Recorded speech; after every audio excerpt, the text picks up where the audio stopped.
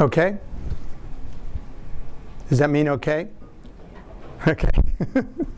Okay. Hello, everybody. It's great to see such a huge crowd here, and we have more people who are watching on the internet. We're streaming this program.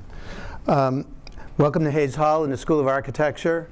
I'm Ed Steinfeld. I'm a professor of architecture and the director of the Center for Inclusive Design and Environmental Access. And together with Mike Rembis, who's sitting up front here, and I'll introduce him a little further later, who is from our history department, a professor in the history department, conceived this symposium idea. But it really started out with a request from our public programs committee to help sponsor a lecturer for what is called the Scott Danford Lecture. Scott Danford was a long-time colleague of me. He was here when I came, and I think I'm the longest surviving faculty member. And he was a colleague of ours in the Idea Center, and I'm sure he would have appreciated this topic. He loved embracing new challenges and encouraging creative thinking. And I know we're going to be doing that today. We hope that this is the first in a series of symposiums on the intersection of architecture and disability. Turning to the topic of today, we might ask, what's the connection between deafness and architecture? The obvious answer is that all spaces are designed to support verbal communication, and if one cannot hear, then how does one participate? What can architects and building owners do to make sure people without functional hearing can still be part of the conversation? But I think we will be seeing today that there are many other important and interesting questions that we can ask that go beyond this rather obvious one, although still significant and profound. And the answers to them lead to thinking about architecture differently in ways that can benefit us all. An example is evident in this room today. You'll notice we have not only incorporated American Sign Language interpretation in this program, but we are providing real-time captioning using a remote captioner who is somewhere off in space somewhere. I don't know exactly where he or she is. And it's really a trial run of a system we hope will become a common feature in school lectures in the future and maybe then spread throughout the university. In addition to supporting inclusion, though, it also enables us to produce high-quality streaming video for remote participation and to archive the program so we have it available for education down the road. I want to give some thanks because there are a lot of people involved in getting this off the ground. First, I want to thank Denise Levine, my colleague, the assistant director of the Idea Center, who I don't know where she is. She's right over there. She's the one that handled all the logistics, all the budgetary issues, the financial issues, and making sure everything was coordinated and the space prepared. And I want to thank Doug McCallum, who's in the back, working on the real-time captioning, who really put a great effort into researching and figuring out how we could do this, do all this, deal with all the technology. And to Rachel Tiemann, who does public relations for our school, who has been very good at getting all this information out to everyone. And as you can see, it was very effective in bringing in a large crowd. Then I got to thank our sponsors. We had a lot of sponsors. We had our center, the Center for Inclusive Design, or the Idea Center, the UB School of Architecture and Planning, which is sponsoring one of the speakers, the UB Center for Disability Studies, the UB Office of Inclusive Excellence, paying for the reception and the ASL interpreters, the UB Department of Communication Disorders and Sciences. Jeff Higginbottom is around here somewhere, who's the chair of the department, and we're thanking him for the real-time captioning. And Deaf Access Services that is providing the ASL interpreters at a very good rate for us. And finally, the National Institute of Disability, Independent Living, and Rehabilitation Research, which is the sponsor, major sponsor of the Idea Center, and we're using some funds from that program to pay for some of the costs of this effort. So I welcome you all here today, and I'm going to move right ahead into introducing our speakers. The first speaker is Jeffrey Mansfield. He is a design director with Mass Design Group and a John W. Kluge Fellow at the Library of Congress. His work explores the systematic impact of our built environment.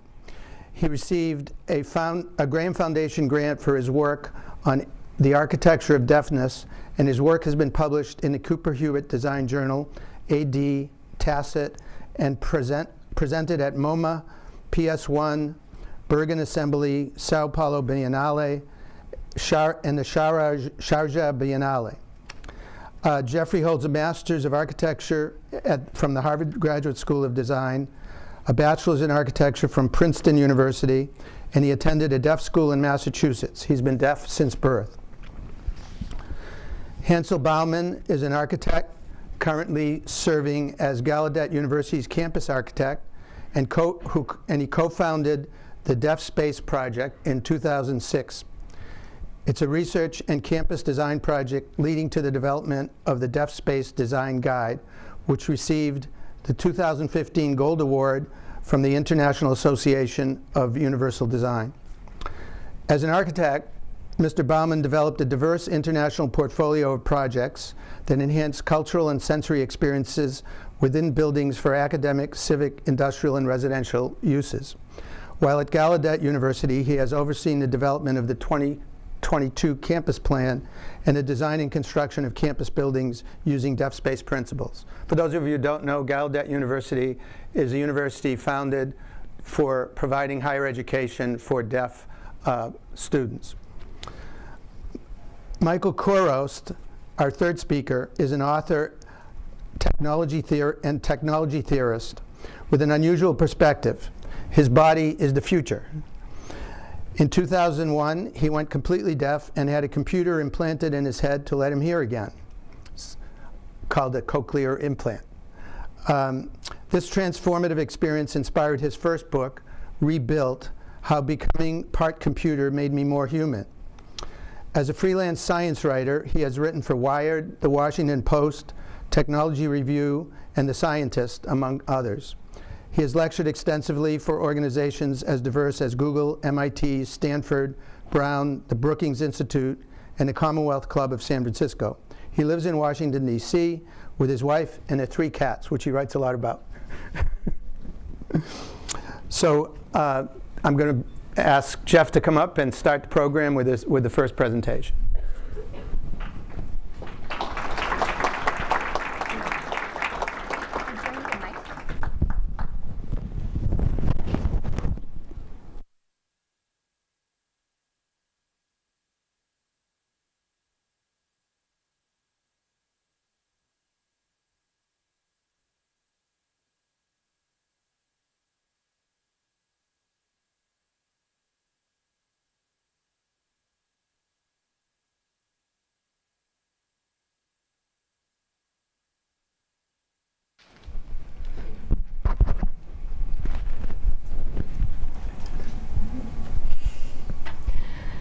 Thank you so much, Ed, for the introduction. It's an honor to be here and to be back in Buffalo. This is actually one of my favorite towns. And it's a great town, too. It's an incredible place.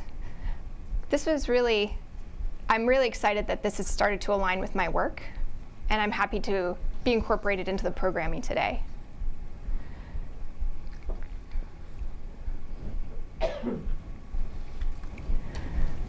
So when we think of deaf schools as a typology, the deaf school is subject to little investigation, unsurprisingly so. The deaf school historian, Owen Wrigley, said, "So far away, the deaf school, on the borders of social welfare anthropology that, like the missionaries, it has long been forgotten. Yet situated in this anthropological and architectural hinterland, the deaf school defines, disciplines, and reflects society."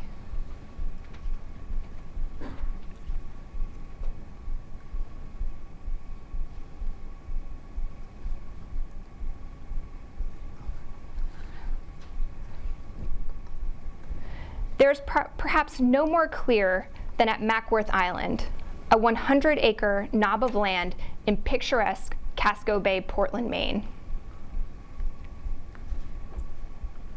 To the deaf community, it is known for the Governor Bagster School for the Deaf. As I drove across the narrow causeway to the island, past the gatehouse, and walked around the school's campus with its buildings in various stages of disuse and disrepair, I glanced upwards towards the towering pines and a thick, impenetrable landscape to the outside gaze. And as I walked out to the shore, I came face to face with a peaceful yet devastating beauty. The isolation and the decaying state of the school, in many ways, is the same state of deaf education in this country.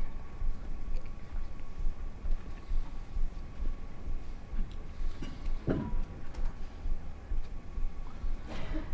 in a way, those contours of this island also draw the contours of our society.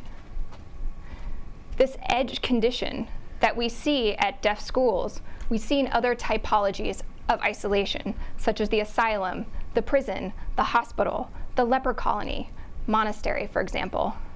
And it defines just how we understand deafness, but also how we demarcate normalcy.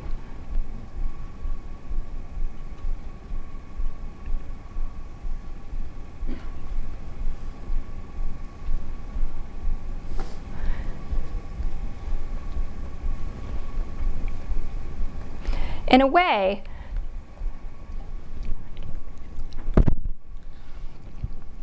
two years ago, I began a journey to visit deaf schools all across the country. I wanted to understand how their architectural forms and how their vocabulary reflect the evolving social attitudes and approaches to the problem of deafness. Not in America. In America, there are over 150 deaf schools, both current and discontinued. They were built during various eras for diverse intents. Their architecture is diverse as they are rich. Collectively, they form a vast network of power and discipline.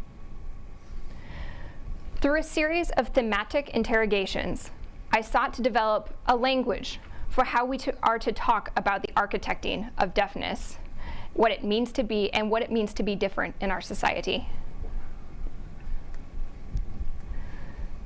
The first of these themes is the interface between the sacred and the profane, the delicate balance between charity and control.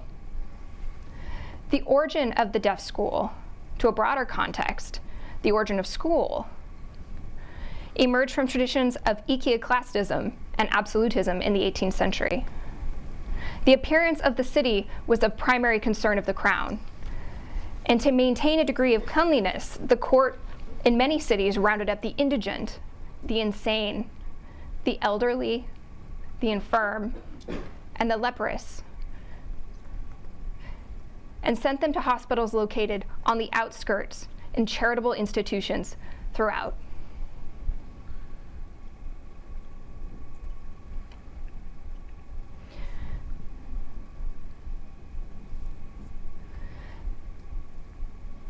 Again, these were often removed and set outside of the city walls. The drawing of this boundary goes back to the conception of the city itself. This was meant to curb invaders as well as disease and contamination. They were often erected around medieval cities. The gate was comprised of a physical boundary between the sacred and the profane, represented by a leprosarium outside of the city gates. A strategic placement that allowed lepers to collect alms from passerbys. As I pointed here, you can see that this is right on the outset of the city. That allowed those who were sick or ill to collect alms from people who might be entering the city. And this edge of the city represented the meeting of charity and control.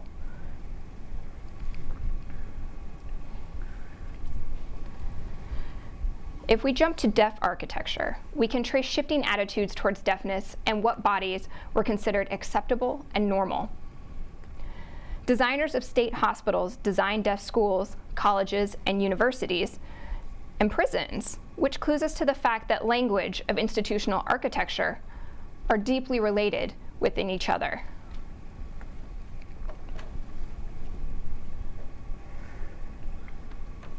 This suggests that these schools were part of a larger effort at institutional building, in which aesthetics played an important role in demonstrating state power. Many schools were among the first institutions built by the state as our country expanded westward with the Indian Removal Act of the 1830s and of Jacksonian-era politics. Deaf schools and institutions more generally became vehicles for urbanization of our country as it spread into burgeoning commonwealths and contested territories. The result being that they were designed in a manner that was inspiring, a sense of social virtue, a sense of pride, a sense of public confidence. And the style began a way to mark the presence and the magnanimous benevolence of the state. For example, this is the Illinois School for the Deaf. It could accommodate over 200 students. But keep in mind that the building itself was built in 1846, only had 9 students, which begs the question, for whom was this school designed?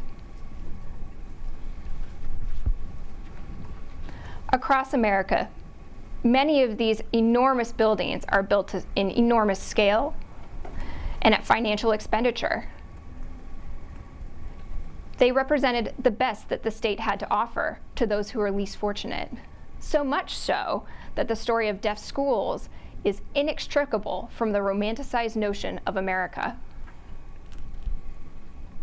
Over time, each group were increasingly classified in their architecture. And with the first Industrial Revolution, the idea of school provided a new solution.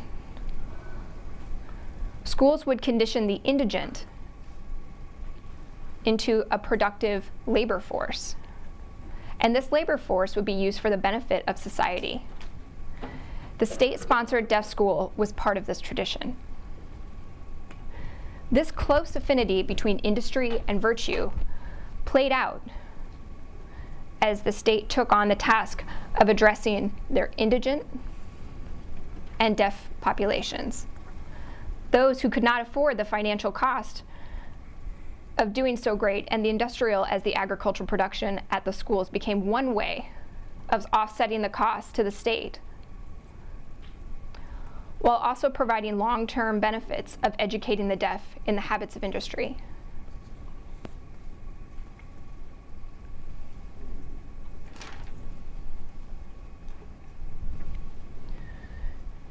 And we see this all over the United States.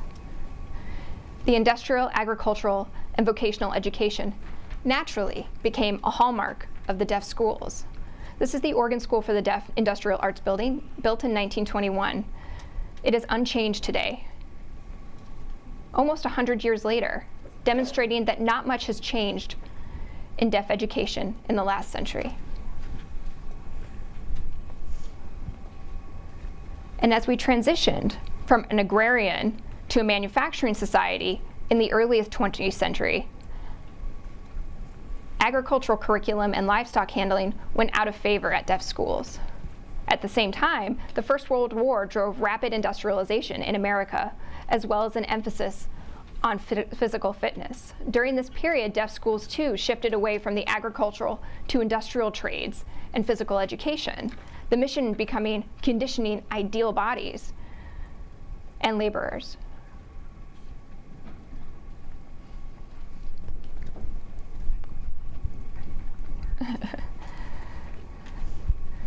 And when Bentham's Panopticon prison project of the late 18th century posited the idea that architecture could influence the moral, social, and physical conditioning of deviants into disciplined subjects, it addressed a general function of schools. But the deaf school, unlike most schools, had a direct trunk line to state actors that wielded power over their subjects.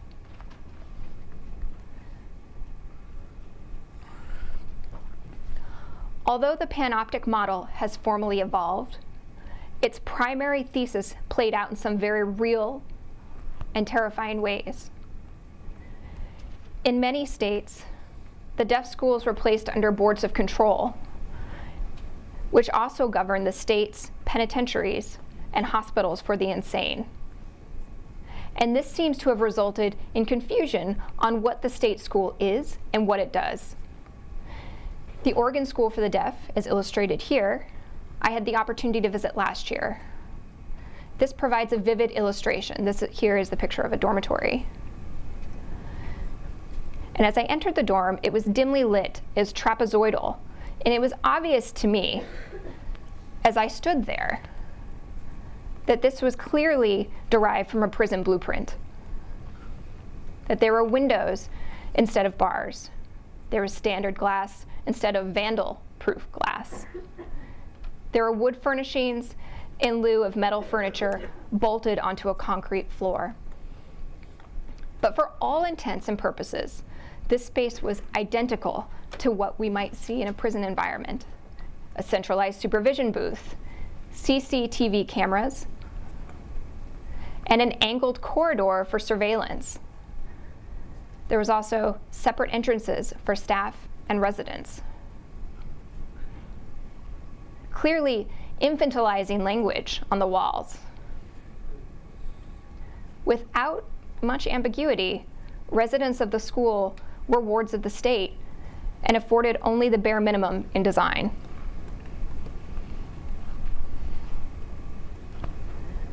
Deafness has aligned closely with medicine and pathology as far back as the Enlightenment. But this pairing was solidified in the 19th century through spaces of deaf education.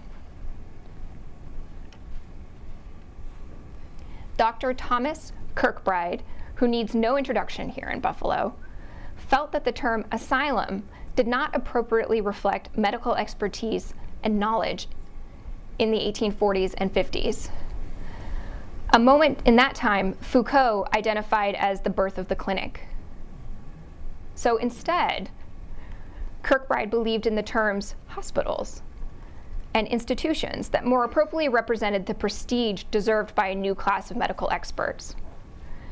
And effectively carrying out treatments, Kirkbride argued, required a new type of architecture that addressed issues of patient classification, effective supervision, limited budgets, and growth. Kirkbride's plans for the ideal state hospital called for a phased approach. And as you can see here, incremental wings separated by gender. And the worst cases furthest away. Cafeterias and chapels were typically located behind the main administrative core. Kirkbride's architectural schemes and phased construction approaches were reproduced at deaf schools. The buildings were christened Old Main in the mold of state hospitals. It was through architecture, deafness and pathology, it was through architecture that deafness and pathology became indelibly linked. This subtle shift in language of deaf education cast a clinical gaze at deafness as an ailment of the ear, often at that expense of the human condition.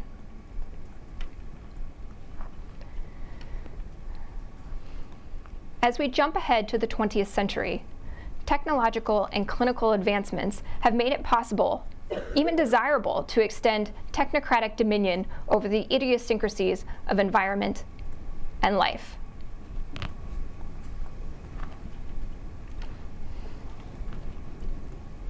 At that time, you can see the rise in use of mechanical systems, such as central heating and cooling. Elevator cores and entire mechanical floors created hermetically sealed indoor worlds, such as this dormitory we see here at Gallaudet University. At this main building at NTID, at RIT,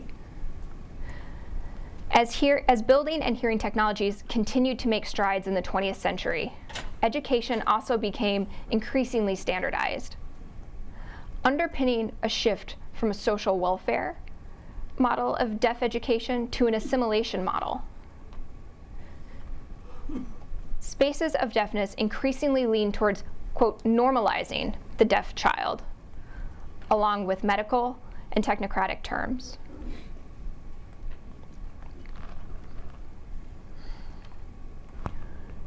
More recently, a spacious waiting room at the Moog Center for Deaf Education, a deaf oral school in St. Louis, exemplifies the ever-narrowing alignment of deaf schools and the outpatient clinic.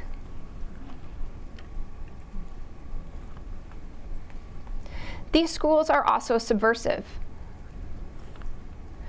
They cultivated a discrete, if disruptive, linguistic, sensorial, and material culture.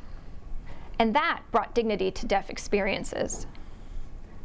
And with the increase in technocratic solutions and the inevitability of genetic engineering, the rise of mainstream education and the declining enrollment in deaf schools, the deaf community faces an uncertain future.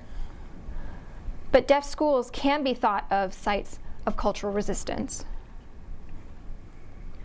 The Wyoming School for the Deaf is in Casper, Wyoming. It was built in 1963 by Krusemark and Krusemark. The younger of the brothers had 2 deaf children and designed this building with sight as a central partie. From the rotunda, the generous windows and skylights, the pentagonal classrooms that optimize sightlines, to the hollow core wooden floors that transmitted vibrations to the floor. The building was specifically designed to enhance the visual and sensory experience of its subjects.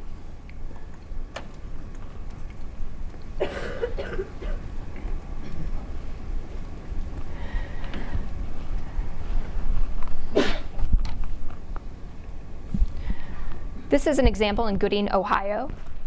After the original 1910 building collapsed during the 1983 Bora Peak earthquake,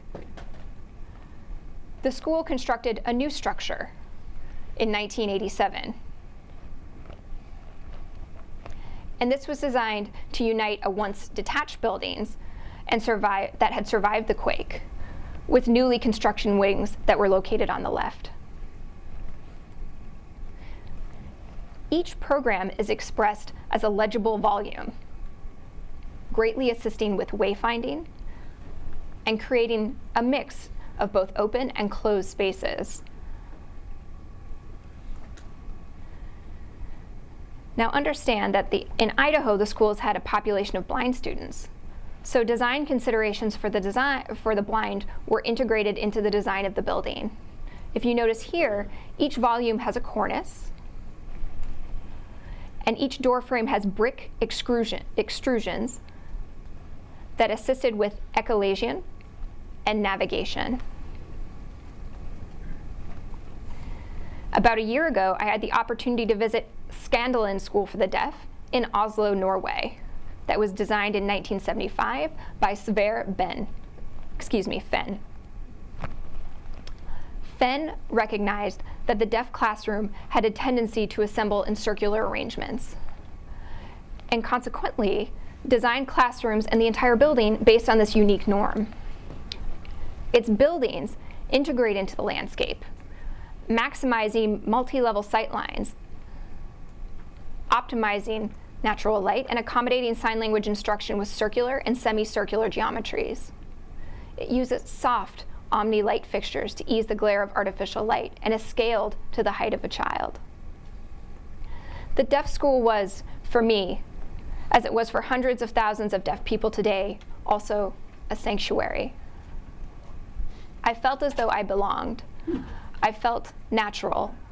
I felt learning was inclusive and meaningful.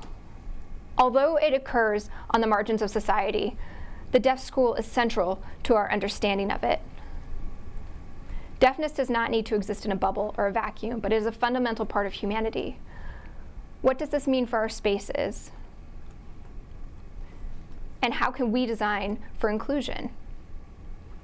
I think everyone here agrees that inclusive design processes can promote well-being, as well as create educational and spatial justice, but I would encourage us to push further. Can we also demand beauty? Thank you.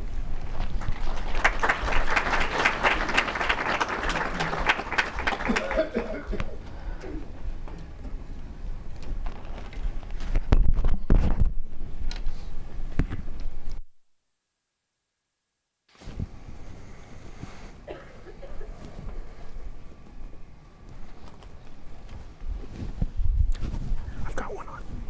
Okay. He has one. Do you need it? Let's go to the start. Ed, take that down so we can go to the start of that. Yeah. Or just slide it up to the beginning. There you Also, I go. just want to Thank you. explain the logistics because you'll have them. Oh, you already have it, Mike. Yeah, Okay. I'm all set. All right. So if you want to sign your intro, Yeah. one of us can voice for you. Does that sound okay? Oh, what are you going to do? Are you going to sign and voice? Nope. He's just going to sign.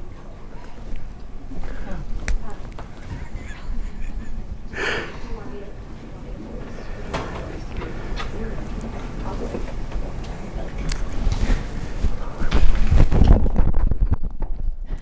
Hello, everyone, and good afternoon. My name is Hansel Baumann, and I am here from Gallaudet. It is great to see everyone today. I think that last presentation was phenomenal, and it raised amazing questions that I believe are your challenges. This is a new profession, and I want to grab these opportunities and really be able to exemplify them. I am a hearing architect. I am not deaf. So my presentation is not from a deaf perspective. It is what I have learned from other deaf people, and their wisdom has influenced and inspired me.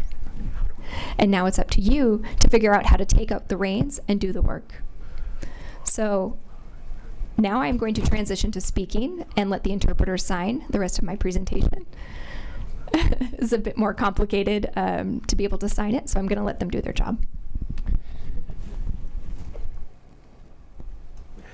So what I'd like to do in my time here today with all of you is start to look at really what deaf experience has taught me over the last 10 years of working at Gallaudet.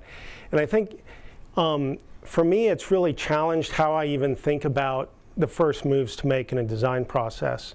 Historically, we think about buildings almost as objects from sort of top-down sort of perspective. I want to present to you today an idea and an approach around working literally in the other direction. In deaf experiences, are going to say that really the fundamental building block we're working with is the space of two people, the space of language, the space of communication between really between two people, and then that propagates and scales up amongst other individuals. That has a profound difference, I think, in how we conceptualize space, not only in inclusive design, but the beauty that Jeff is asking us to experience. And I don't think that can be legislated. I'm not necessarily sure it's something you're going to learn. It's something that you have to embody. It's something that there's a belief system that takes place there that I've been really privileged to begin to see is really deeply embedded in deaf culture. And I want to try to share that in some of the methods that we use to get at that. So I want to talk about two basic concepts. The idea of embodiment, what it is to feel an idea, to have sort of memory, muscle memory or muscle knowledge. And then also that idea of empathy, the ability to put yourself in another person's experience.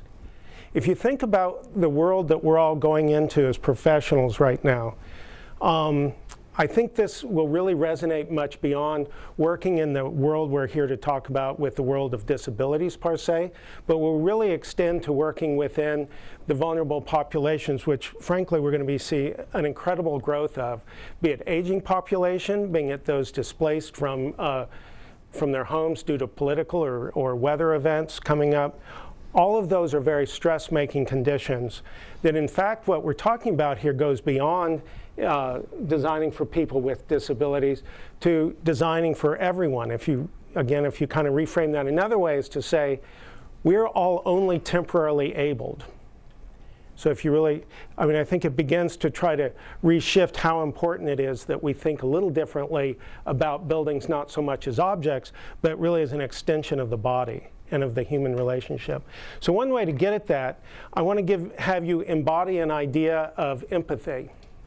And I'm going to teach you three signs. So join me in learning some sign language. Funny that I'm the sort of hearing person doing this, but for me this is one of the most profound experiences I've ever had within the deaf experience, is to understand how the body teaches you something different or gives you a different kind of experience and understanding.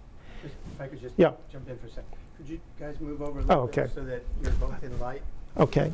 I'm used to having the interpreter be the one in the light. And what people watching streaming can see. So let's do this. Probably try it seating since we're such a large crowd. But the first sign I want to teach you is the sign of understand, which is this. So just repeat after me. I understand. Then if we have a shared understanding, like if you're with your friends and you kind of have the same understanding, that's a shared understanding. Or if you understand at the same time, boom, right? I connect with you. So feel for a minute the difference between this. Just try to really sense it almost in your gut. That. Now this, boom. A different sense. Now the next one is empathy. So again, starting from I understand, now bring it down to your heart.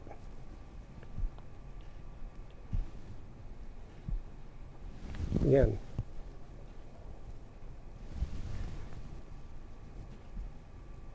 Do you feel something different? Sort of almost in your body cavity, close to the heart. Your body literally feels different with that change in motion. And I'll argue that that very idea scales up to an idea around how we address architecture and engage people in the discussion of architecture. So as a beginning point, I want us just to meditate for a moment on a few basic building blocks. First, this idea that the occupation of space is the first proof of existence, kind of an obvious but often overlooked idea. So what we're really talking about here is not just functional environment, but environment that reinforces our very sense of personhood. And I think Jeff did a talk to that very eloquently. The idea that human identity presupposes the identity of place. Again, when the work that we do as architects is really about getting at how we feel about oneself and how that reinforces the kinds of behavior and cultural norms that we have.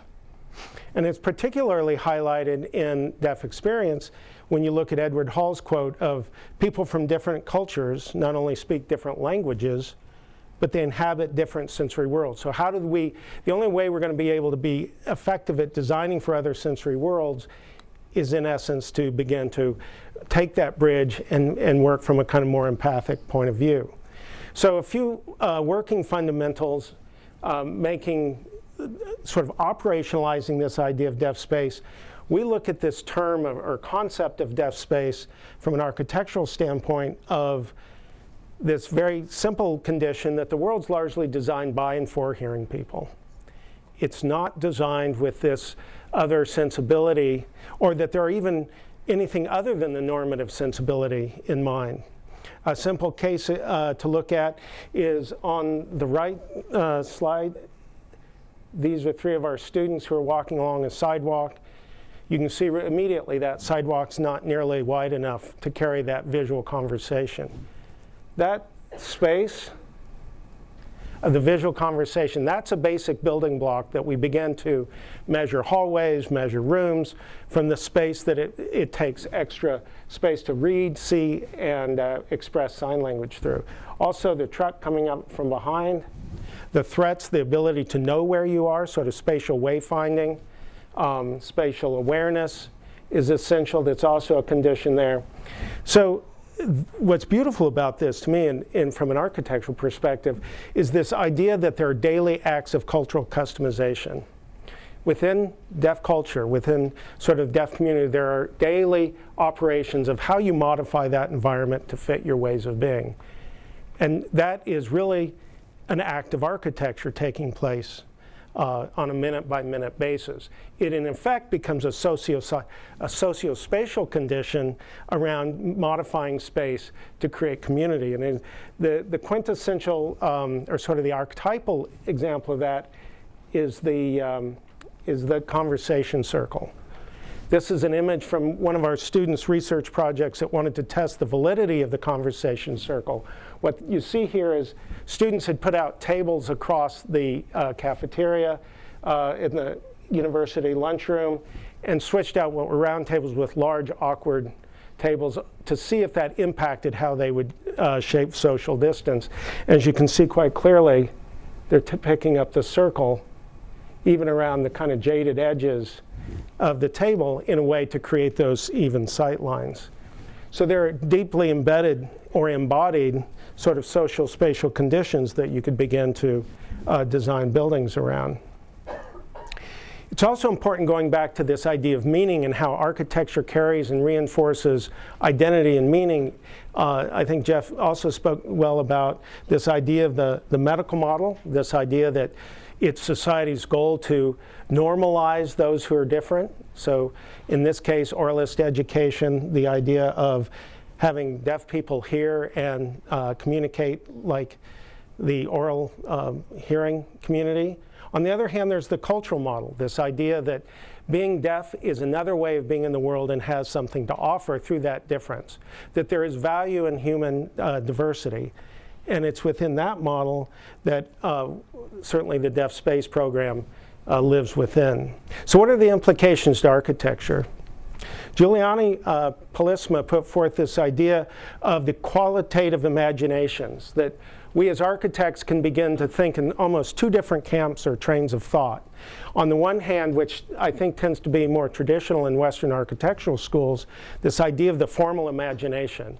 Buildings are objects, they're ocular-centered, there's something to be seen, there's something to be documented, they have a kind of relationship to the author, whereas the empathic imagination is really much more what we're talking about here, which is about the empathy of, or the connection between, the ability to relate between people and space, almost as a kind of ecosystem or an integrated system of where you are in space, how you communicate, and the qualities of the atmosphere, the light, the color, all of that really comes together as a unified experience and has less, so that becomes an aesthetic experience rather than the result of how a building is designed. So to try to get at that, we engage students through an architectural program. We don't have an architecture program yet at Gallaudet, but through the Deaf Studies program, the cultural program, we started teaching some rudimentary skills of design to students. But really, more importantly, we focused on research and had them do some self-guided, self-generated research to give them an opportunity to understand how they operate in space, how they move through space, and then how they might build space from that. And I want to share a few examples of that. Some research by probably one of the most brilliant deaf space thinkers that I know of is Robert Servage. While he was with our Deaf Space program, had analyzed how people simply walk and communicate through space, and looked at the differences between the sensory experience of hearing versus sign or oralist communication. So this first one, hopefully I can get this to go. You'll watch a number of people walking down the hall, a pair walking down the hall, and avoiding a column, although that didn't work. How do you do this?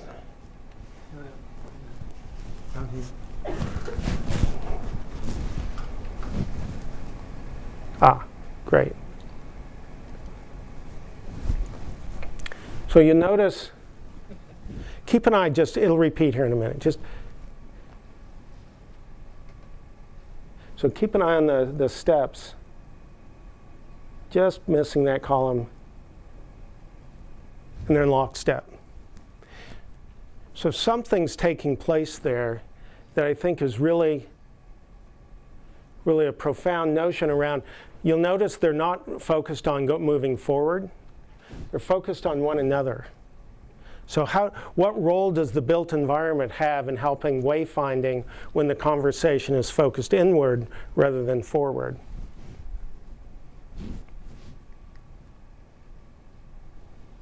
The next one I want to share with you is this one compares the walking of a public space. We wanted to map public space to understand how we might begin to redesign, be it street facades or even hardscape, to look at how you might provide additional wayfinding or simply understand the basic condition of the visual relationship between two hearing people versus two deaf. And the first two are deaf and hard of hearing walking together.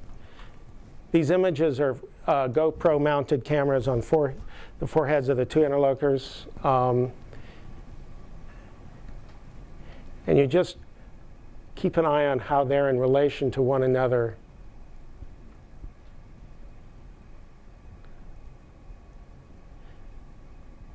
You'll see, again, the focus is not necessarily forward at all. And how each other is always either in one other site, there's always a connection there compared against what you see with the two hearing.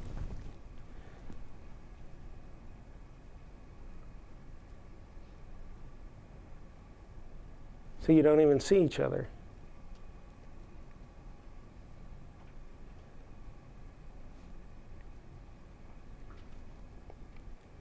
So what that did for us is begin to ask the question, how can you begin to find and create safe conditions for wayfinding for people who are not necessarily looking forward.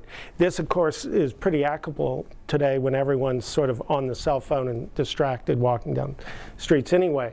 So that began to give way to this idea of creating guidelines around how we might design facades as having kind of regulating datums, be they horizontal datums or rhythms along a facade, maybe even how we begin to track measurements almost as measurement devices in the horizontal plane as well as the vertical plane, as ways for kind of subtle indications for helping people find their way. Those design ideas made their way into the facade of one of the first buildings we did on campus at Gallaudet University. In 2008, this building opened up, and that corridor is designed along those principles, and we've been studying that ever since it's been built. And we find that most of our students who have low vision find this is probably one of the most comfortable spaces on campus, compared to the rather terrifying space of the open plaza that just opposed to it, since there's absolutely no visual kind of anchor to connect with. That's a sense of the kind of research that led to the outcomes of the design guide that we've developed. I'll just show you a quick click through those. The guidelines we really categorized into 3 major areas. One that provides guidance for how buildings support visual language. Those guidelines relate to light, color, and how those various aspects of the built environment, for example, contrasting colors of walls and how that we've done a lot of research in the color and its contrast to the variation or the realm of human skin tones to create greater clarity in high contrast colors as background. The issue of glare, I would say the lighting, both in terms of controlling natural lighting and lighting, are probably 2 of the biggest mistakes. Well, 2 of the 3 biggest mistakes, acoustics being the other, that we as architects do right now that make the environment much, much more stressful than it needs to be, certainly for deaf experience and even for the rest of us. We looked at space and sensory reach, how the organization of space can provide a sense of safety and ability to have visual connection, to have a greater sense of awareness and less kind of understanding the threat of what might be coming. Some simple ideas, for example, around as simple as, say, at intersections of hallways, if you can't hear footfall coming down an intersecting hallway, there's the ability to sense someone beyond. So it's really looking at thresholds that allow visual connection beyond the threshold to extend sensory reach. And then finally, this idea that the building might reinforce a collectivist culture of deaf experience. A simple one, I think we can all relate to how important the kitchen is. Say in parties, everyone is in the kitchen. For us, we started to redesign kitchens in a way that, kitchen islands are very popular things, but within the deaf community, visually, what we began to do is put every single, with the exception of the refrigerator, all the appliances went in the island. We made them as large as we could so that all the collection was eye to eye. So you could be cooking and serving one another, really looking at one another. Never would, other than to go into the cabinets, the storage, you would not turn your back to anyone else in the kitchen. There are many other examples, but I think that's one we all relate to pretty well. This idea of being in a search of a place of our own, that is a sort of a theme within the deaf community that is all about trying to find that place where everyone can feel connected. And I'll just quickly show you 2 projects, not go into much detail, for us at the Gallaudet campus. I'll show you number 1 and 2 here. The first 2 buildings we did really came from this question about identity. This to me is what's so interesting is here you have a community who has virtually no advocate within the Design for Disabilities community. ADA, for example, the design guide devotes 15 pages out of well over 1,000 pages in their design guide to design for deaf experience. And it all has largely to do with communication technology. So the idea of expressing deaf experience is a fairly new one. So the design idea for deaf space came out of this workshop, asking the question of, this is Gallaudet. Why do we look so much like Harvard if we're a deaf university? Back then it had to do with a kind of sense of prestige, but at Gallaudet, where's our sort of sensory identity became the question.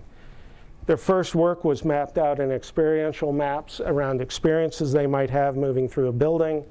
Again, designing really from individual experiences mapped together as you trail through the building. Those guidelines were given to Smith Group Architects, who in 2008 opened the SLCC building. I can point out to you a few of the key examples of the large open space, the natural light, Of course, we already talked about the walkway and the colonnade. All sorts of those ideas embedded in a building.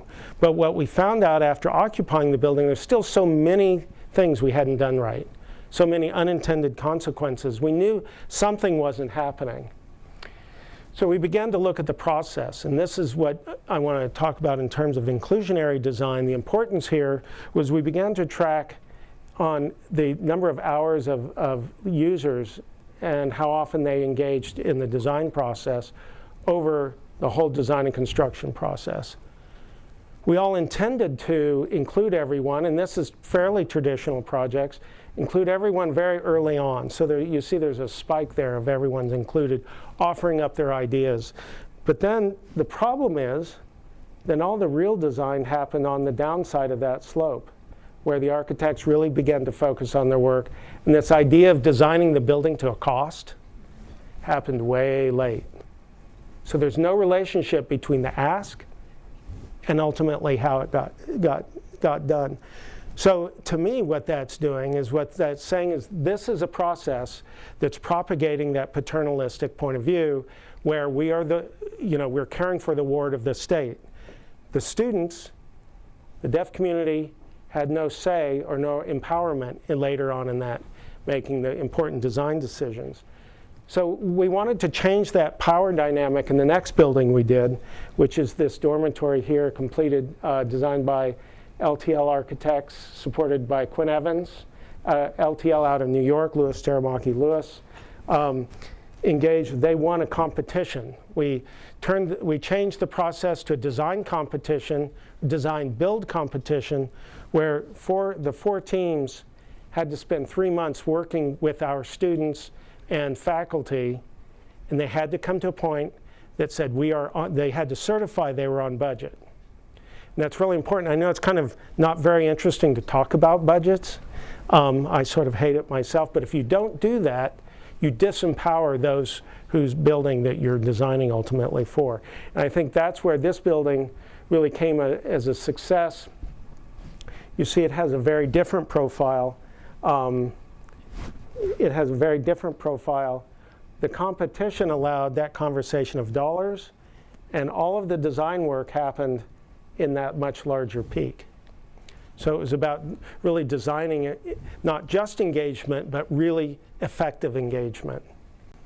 We even changed the kinds of tools and the kind of images that the users were being shown that brought together things such as lighting, color, materials, right up to the forefront, and not delaying those kind of decisions. So I'll close in just explaining one of the success stories of that to me is in this space, which is called the Terrace Lounge. This is the building on the lower area. It sits on a kind of a slight hillside. That is a public space at the basement. These are all dorm rooms, 160 rooms. In the competition, these guys came to us halfway and said, sorry, we're about $1.5 million over budget. What are we going to do? They brought that question to the students, and they came up with a brilliant idea of combining 3 meeting or classrooms into one large open meeting room that could be used in a multi-purpose way, which is this space you see here. It's a tiered space. It can be used for multiple divisions of small groupings or one large auditorium space, and it functions quite well as either.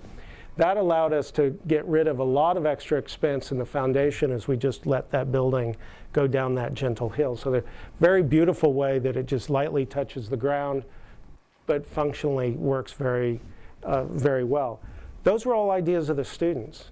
The other 2 firms, or 3 firms that weren't taking on those kind of ideas didn't make the cut. And to this day, I think there's a lot of success in that space, and it remains probably one of our most popular buildings on campus.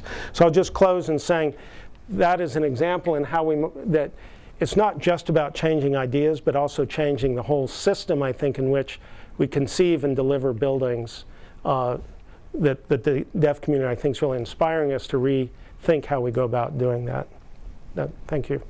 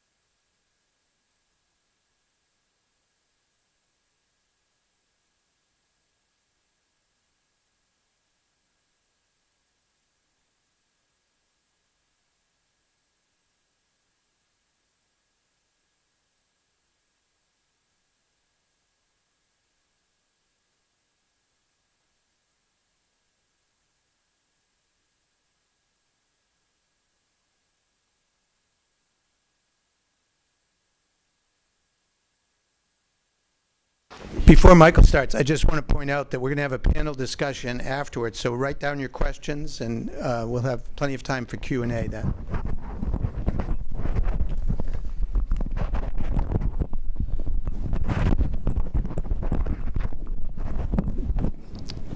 Thank you. It's an honor to be here at UB, and I want to say thank you very much to Dr. Steinfeld for inviting me, and also to our two interpreters, and also to the person who is doing the typing on CART. So to that person, thank you for your labor. My name is Michael Rembis. I'm a writer. Next slide, let's see this thing. So I'm a writer. What I do is I write books. And I want to talk today about how the experience of being at Gallaudet and learning some sign language very profoundly influenced the way I write and the kind of things that I write about. So my first book, Rebuilt, was written before I came to Gallaudet. And that book was about the experience of going deaf, getting a cochlear implant, and learning how to hear all over again. So the book was very much about the experience of being deaf and learning to hear again. And it wasn't just a book about that. It was also a book about learning how to listen more empathetically.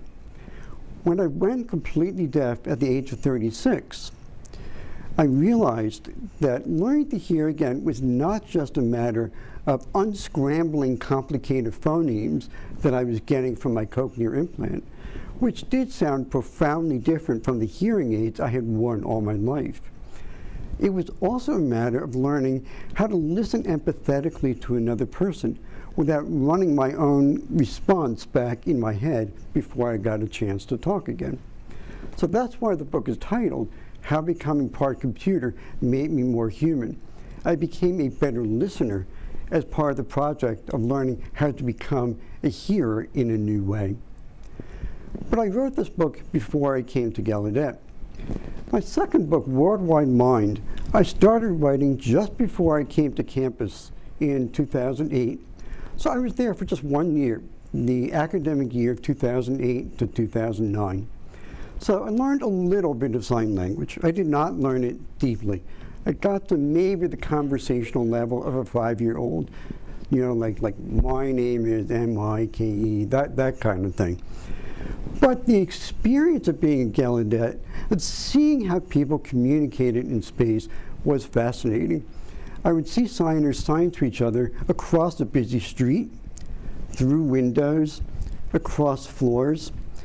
Somebody told me that you could lean over the railing in the cafeteria and look at all the people in the floor below and get a synoptic sense of all the things that were being talked about just by looking across the room. There was the fact that a person on one side of the cafeteria could overhear or oversee what somebody else was saying on the other side of the cafeteria. So being there was very much an education in different ways of inhabiting space and inhabiting the body. Another example, I was disconcerted at first by the fact that signers often stood further apart than I was accustomed to. They would stand quite a distance away from each other. So I would start moving toward people and they would start backing away. So I had to get used to a different sense of personal distance. And another example, in ASL, the sign for your is your, okay? So this is your side, you know, this is your thing. And I thought it was like pushing me away. You know, I didn't realize at first what that sign meant. So it was very much an education in occupying space in a different way. And then the third book is my novel In Progress, and that has very profoundly been influenced by those notions of space. So I want to talk about that today. So Hansel's already introduced the deaf gain idea. And by the way, I met Hansel during that year at Gallaudet. So we have met, you know, that 12 or 13 years ago. But as Hansel explained, the deaf gain concept is in opposition to the hearing loss concept. Instead of hearing loss, deaf gain, the idea that the subject position of deafness empowers you, enables you to see things differently, and thereby be somebody who has a fresh perspective. It's a very powerful idea. And this is an idea that I have been living through my entire career as a writer. So as I explained in my first two books, having cochlear implants helps you imagine different ways of inhabiting space. Let me give you an example from Worldwide Mind. So I won't go into the slide in detail, okay?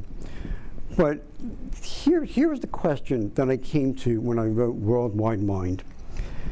So getting a cochlear implant taught me that you can put a bunch of electrodes inside the human nervous system and give the brain a pretty accurate simulacrum of auditory experience. You can do that. You can put 16 or 22 electrodes inside a human nervous system, and what comes out is auditory comprehension. Amazing, but true.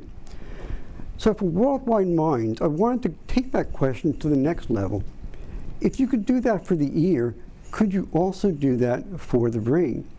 Could you put electrodes inside the brain, extract neural activity, decode what it means, and then transfer that signal to another person's brain which has a similar set of electrodes in it, and trigger those electrodes to make that person have a similar experience as the sender did? In other words, by manipulating brain activity on the level of neurons, can you make one brain experience what another brain has? In other words, can you do mind reading with implanted devices? So in Worldwide Mind, it became very clear, first of all, that this would be a spectacularly difficult project. I don't want to oversimplify that. But to my surprise, I found that I could make this a thinkable idea. For example, when you see an apple or when you think of an apple, there's some set of neurons that fire in your brain to represent that experience or that thought. Neurons are physical things. Thoughts are physical events, even though they don't feel that way to us. But they have their correlates in neurons firing little shocks and little sips of glutamine and serotonin to each other. Thinking is very physical. So I thought, okay, could you see a brain firing in a way such that you can figure out that that brain is thinking of or seeing an apple, and then make a different brain have the same experience?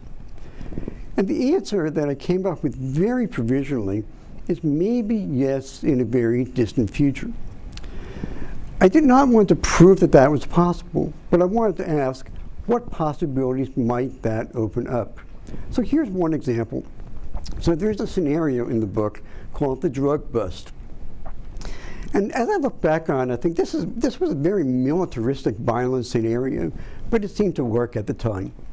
So the idea I had was that if you had a squadron of, say, 6 or 7 people, all of whom had this kind of brain technology implanted inside their brains, it might help them solve the problem of knowing where each other is at all times. The brain has a sense called proprioception. And proprioception is the brain's ability to know where the body is in space at all times. I know that my hand is here even though I'm not looking at it. I know I've turned my hand that way even though I'm not looking at it. That's because my hand is sending my brain signals that my brain has learned to interpret as this particular positioning. So the question I asked is, could a brain implant make a person in that group feel the physical location of the other people in the group as if it was proprioceptive input? Could I feel the positioning, say, of Erin, not just by looking at her, but by feeling her position in the same way that I feel my hand is now pointing toward her? Could that be done? If so, that would be a very different way of communicating. It would be a very different way of experiencing the world. And a big goal of mine in Worldwide Mind was to show that the future of these kinds of technologies is not just what we have now, but better. It would be something else entirely, a completely different kind of lived experience, and a different kind of relationship to space. Now, when I was writing this book, my experience at Gallaudet did influence this, but it had not really fully sunk in yet. It wasn't really until I started working on the third book that these ideas really started to come to fruition for me. So I was first, well, let me talk about my goal in my third book. So it's a science fiction novel, and I wanted to create an alien that was really, truly alien. I've always been frustrated by how science fiction aliens are often just bipedal humanoids with 2 eyes, a mouth, funny looking ears, funny looking foreheads, but they're just basically humanoids. That's not really an alien. That's just an allegory for some other kind of human being. So science fiction, on the other hand, will often come up with aliens that are defined as incomprehensible, like in 2001, where the alien is just totally and completely other, defined as beyond our understanding. I wanted to come up with an alien that was different but still comprehensible. And the idea that I came up with, I'll come back to the second point a little bit later. I decided to make these aliens evolved social insect colonies. So basically to posit a planet where social insect colonies, like this termite mound, had evolved to become a language-using, tool-using species. What would that look like, and how would we communicate with it? Because after all, this species, this termite mound, which by the way is larger relative to an individual insect than the Empire State Building or the Burj Khalifa is relative to us, okay? Relative to termites, that is a truly enormous structure and is full of God knows how many termites, more than I want to know about. So I tried to imagine, well, give this species 200 or 300 million years to evolve, and what do you get? Well, this is an early rendering. I'm working with an artist to try to actually draw these aliens because it's a good way of helping me visualize what you see when you go to this planet and visualizing how confusing it is for the human characters when they get there. So this is the sense in which I'm architecting, okay? I'm literally architecting a different world. So these polyhedrons, each polyhedron is a single insect colony, and they're about 100 meters wide. That's about the size of a 5-story building. So they're really big. This is a huge structure. Now, this is a very early rendition that does not reflect the complexity of what this world would look like in reality. There would be many spaces through which enormous trees would be growing to be a kind of scaffold. There would be walkways around which certain creatures would be walking. There'd be a whole lot going on, but this is a very early rendering. So a key issue in communication with this species is that any entity that is 100 meters wide, it's going to take a long time for neural signals to travel within it. In our brain, it's only about 3 or 6 inches wide. So neural signals travel very rapidly. They go at about 30 meters per second. But if a colony is about 100 meters wide, it's going to take quite a long time for neural pathways to go back and forth. So this is a species that has evolved to depend on input from other colonies in order to keep itself conscious. Now this is complicated, and I won't go into it in detail, but the point is that for any of these colonies, ostracism would result in instant death because it would not receive that constituting input from its fellow colonies. It would immediately stop being able to think. So the spatial relationship of the colonies relative to each other is of supreme importance in this species. Now, another critical question that you might be wondering is, how does this species, remember, each of those polyhedra is an individual, how does an ant colony pick up a hammer? It took me 2 years to answer that question. So this is the answer. So when the humans arrive on this planet, they see thousands of these creatures walking around. They're about the size of a large dog. And they immediately think, oh, there's hands with opposable thumbs, and there's tools. This must be the species that runs the planet. But they discover that they're wrong. This species is parasitized by the insect colonies. The insect colonies send these creatures instructions of what to do, and they move around and they do it. So in other words, each colony is a 100-meter wide, blind, completely immobile head with about 100 hand talks, 100 hands. It's a very different relationship to space. So thinking about ASL helped me invent some of these ideas and try to think about how species with a totally different relationship to space would behave.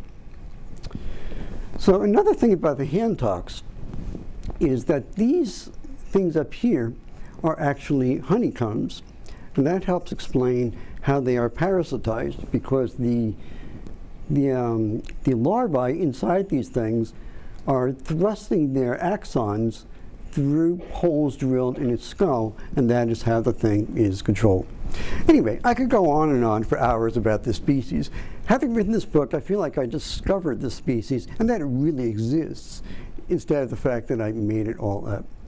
But this will give you a flavor of how the depth space idea and the depth gain idea really informed the way that I think. Now, let me back up a couple slides and talk about the second point here.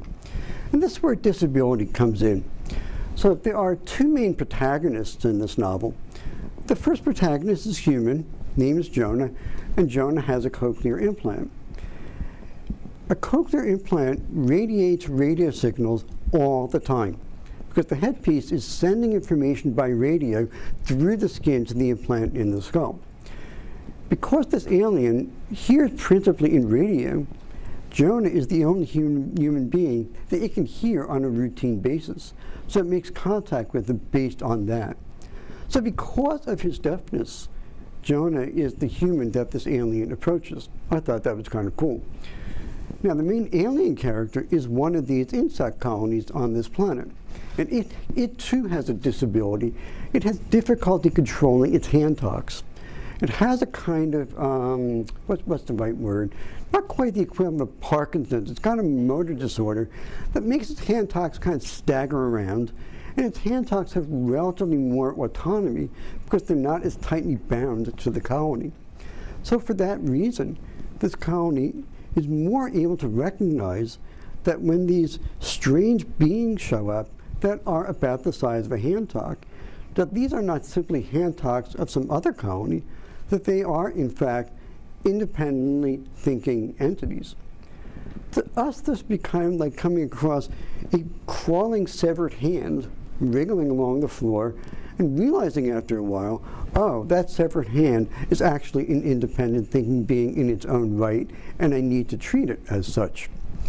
So to wrap up, let me talk a little bit about how the communication works. And I've also been working with a linguist in trying to establish how the communication happens. So the colonies communicate with each other using a gestural language that comes from basically creating intersecting sound waves that intersect to create moving shapes in the air. That's a gestural language. They use a kind of sign language to communicate with each other. And this is another extremely difficult thing for the humans to realize, because they can't see these shapes in the air. They're just patterns of wave interference and constructive interference and de-interference. So I really try to portray in the novel just how profoundly different these species are and how much they have to struggle just to understand each other's most basic modalities of communicating. So for example, this colony with a disability is the first one to recognize that the humans are there. And it starts asking the questions based on the initial assumption that these humans are the hand talks of another colony. So it asks things like, what are your coordinates? Where are you physically in space? Because remember, the colonies themselves never move. Only the hand talks move. Where is your utterance space? Where do you put your signs? Whose hand talks are these, meaning the humans? Like, which colony do you belong to? Why do you have so few hand talks? Why are there only 4 of you instead of 100 of you? And so on, and so on. After a while, it realizes what the humans are, and then its questions change. It asks, skip entrainment. It asks, how can you move around while still using the same name? Because the colonies do move now and then, but moving requires changing all of its relationships with the colonies around it, which changes its neural activity. To move is to change. There is no difference with this species. So it does not understand that a human can move through space and still remain the same entity. So it's very confused by these things and asks, why do you move around? So this just gives you a flavor of how my experience with ASL informed my thinking, indeed my architecting of this very, very alien species. Thank you very much.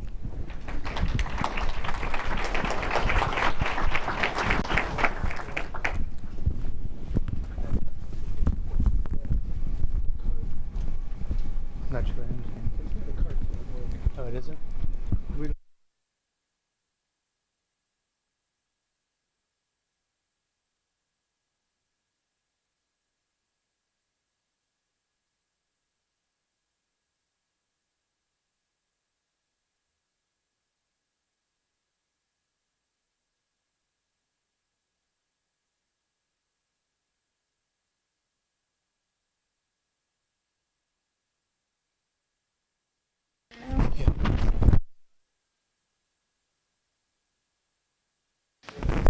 We're going to move now to the panel discussion part. Let's give a few moments for people. I think students have to leave, maybe other classes, things to do. I want to point out that those of you who are staying, we have evaluation sheets. If you didn't pick up an evaluation sheet, please pick one up. We'll leave them on the corner over there by the door. And you can fill these out and hand them in at the outside there. And also we have a reception, so after we're done, we're going to have a reception outside in the lobby. We'll have food and what? I'll stay here. Okay. Okay, so we're going to start the panel discussion now, and Mike Rembis is going to join in with the panel discussion. Do you want to turn around the other side? Yeah, that'd probably be better. And what I'd like to do is like to kick it off just to see if people have any thoughts, the panelists, having listened to everybody else's talk. Do you have anything you want to add? And we could just start maybe with Jeff and work over towards Mike. And Mike can maybe throw in some overall observations, okay? And then we'll open up to questions and discussion.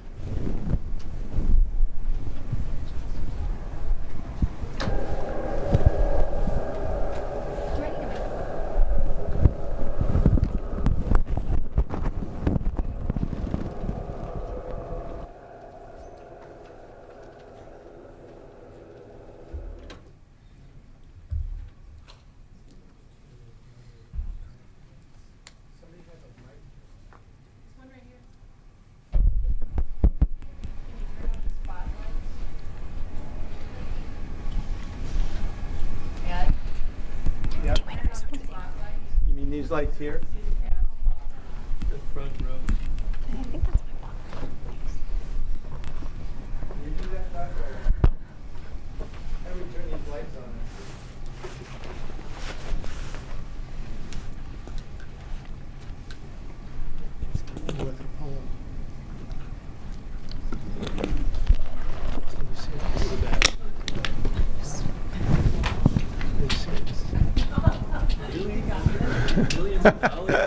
High tech. Are you serious? Mike, would you like me to pass around? I don't know how to do that. One of the clip-on mics for that group? Or She you want to just pass that mic back and forth, and maybe one for that Why don't we group? take one of those? Yeah. When do they talk? This is like trying to remember all this for next time. You know, like it's really ridiculous. And one thing we have to do, mark the floor so people know where to stand.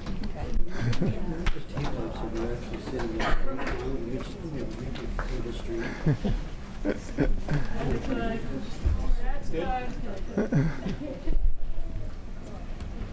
other thing is, this is in the wrong place. people looking at the screen. You should really be right next to the screen. Okay, Jeff. Hello, hi. This is a great example of how spaces often are uncomfortable. And when you think about the space, there's always seems to be something that we didn't really think about in terms of architectural considerations. So for today, I think it would be nice to really hear from Hansel and Michael as well. I really enjoyed your talks, and I've been thinking about how we, as architects, how can we use our agency to really promote inclusivity into our design process? How can we start to think about, how can we strategize how to leverage the insights of the deaf community, or of those who make sure that they are aligned with the senses? How can we leverage these individual differences and who might not be mindful? How can we present this how can we include this into a tradition of practice? How can we bring the richness of what we've learned here from the communities and bring them into what we do? Historically, in deaf culture, this has led the way to spatial insights and deaf gain, as Hansel mentioned. And we've really been able to articulate and give the language to how we think about the future, how we think about different possibilities, and how we can expand and grow in terms of those principles.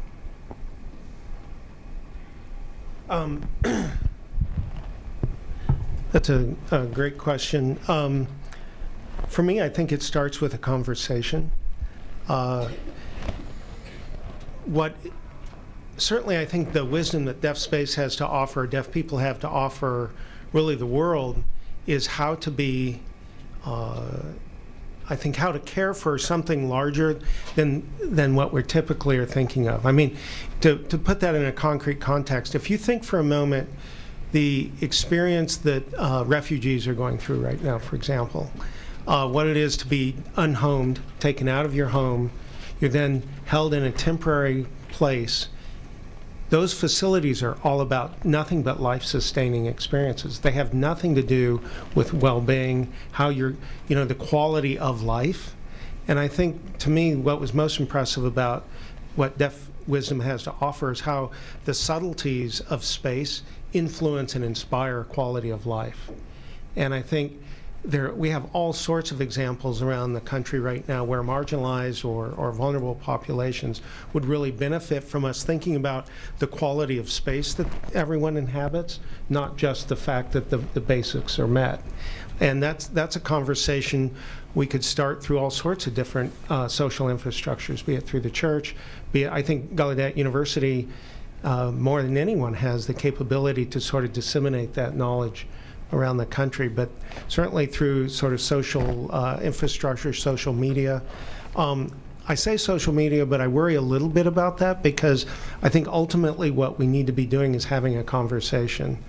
The intimacy of eye-to-eye communication that is at the heart of ASL, for me, is really the key of what's going to make all of that work, that we really start listening to each other, paying attention in a really embodied way.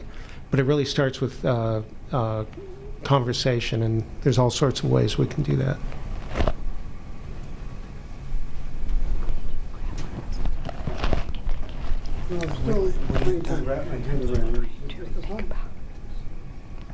Turned on.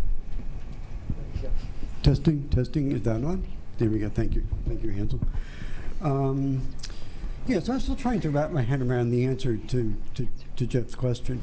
But just two things come to mind. First, I was looking at this art installation in the foyer of this building, which is this savagely parodic and funny depiction of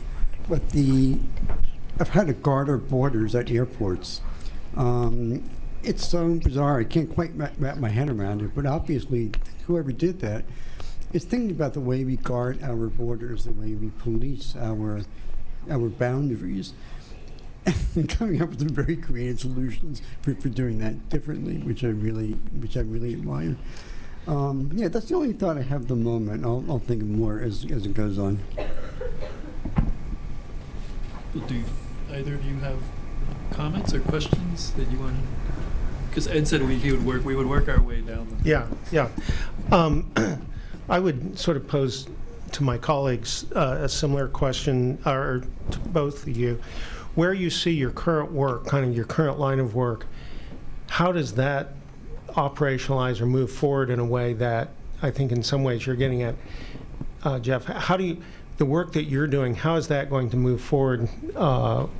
Kind of what are your current goals, and how's that going to move forward into a kind of a benefit of, be it the deaf community specifically or for society at large?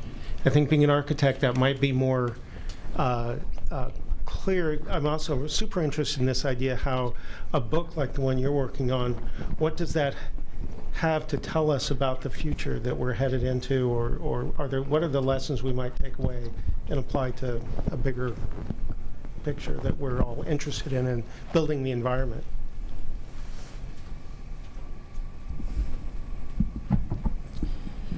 Well, it's hard for me to answer that question concretely when you're writing a science fiction novel about an alien planet.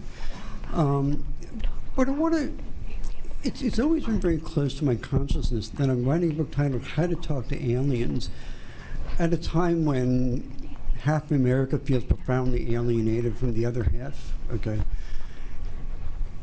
You know, I've had so many people say to me, I do a lot of political work, I cannot imagine how Republicans feel that way. I live in a very Democratic area, and I gather that Republicans feel the same way about Democrats. They just cannot comprehend how Democrats could possibly say that, could possibly think that. And this is a really incredibly bitter and deep and profound division.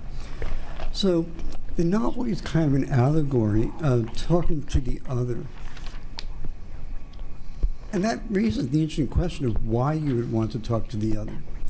You know, one of the trickiest things I had to figure out in this novel was, why would we want to talk to a race of intelligent insect colonies? What would we have to say to them? Why would we even go there? And it took me about a year to answer that question. I had to basically construct a very elaborate plot to do it. And that is very much allied with the question of, why should Democrats even bother talking with Republicans, and vice versa? You know, in my own political work, at the moment, I'm basically answering the question of, why not? Because basically, my work is about getting out the Democratic vote and basically ignoring the Republicans. And I'm very aware of how insufficient a response that is at the moment. Right now, it's an emergency tactic to restore the stability of the Republic. But I'm very aware that once that crisis passes, we really need to be thinking about talking to the other, however the other is defined. Right, if I might add to that. So to answer Hansel's question, I think what I find really interesting, what motivates me, is how architecture for deafness, for people who are defined as others, and often what I find is designed for the intent that's not to service the direct services for the user in those spaces. The design is intended for spaces of deaf school, insane asylums, prisons, in a way that serves a larger societal agenda, sometimes at the expense of people who are actually using that space.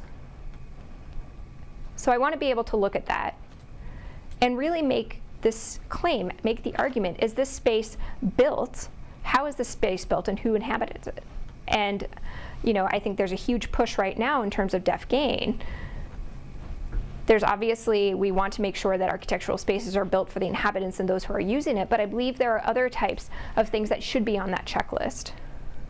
Even if you were to include all of these that were not intended to be built, things that were automatic services for the users to make their experience better, I think even that would transcend any checklist that we were to make for deaf space principles. How do we bring that dignity?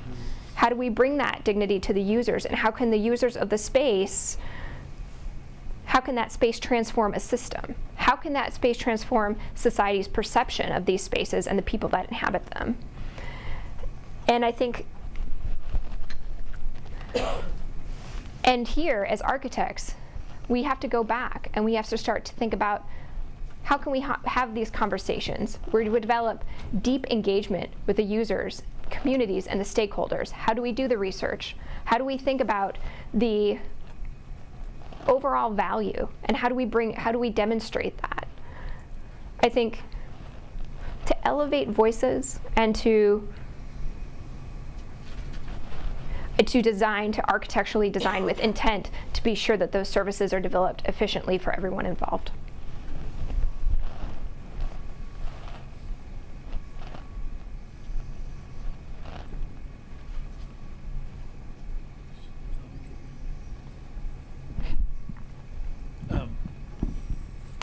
Is this close enough? Is this close enough? Can everybody hear me? As a historian, well, first let me say thank you to Ed and everyone else who made this possible, and thank the three speakers for their wonderful talks. I really learned a lot and found them to be very interesting. As a historian, I really appreciated Jeffrey's Foucauldian, and that's Foucaultian, take on the history of asylums and institutions and schools for the deaf. And I also really appreciated this idea of embodiment and embodied architecture, and also empathetic design and empathetic living. And I'm wondering, and I saw all three of the speakers actually coming close to talking about this, but I'm wondering if we can talk about it a little bit more. I'm wondering really two things, and that is how either historically or in more current times have disabled or deaf or otherwise marginalized populations used spaces and made those spaces their own, and modified spaces, and what we can learn from those experiences, and also how might we achieve more empathetic ways of being in the world, and also design practices in a current political economy that seems to value individualism and really doesn't promote solidarity.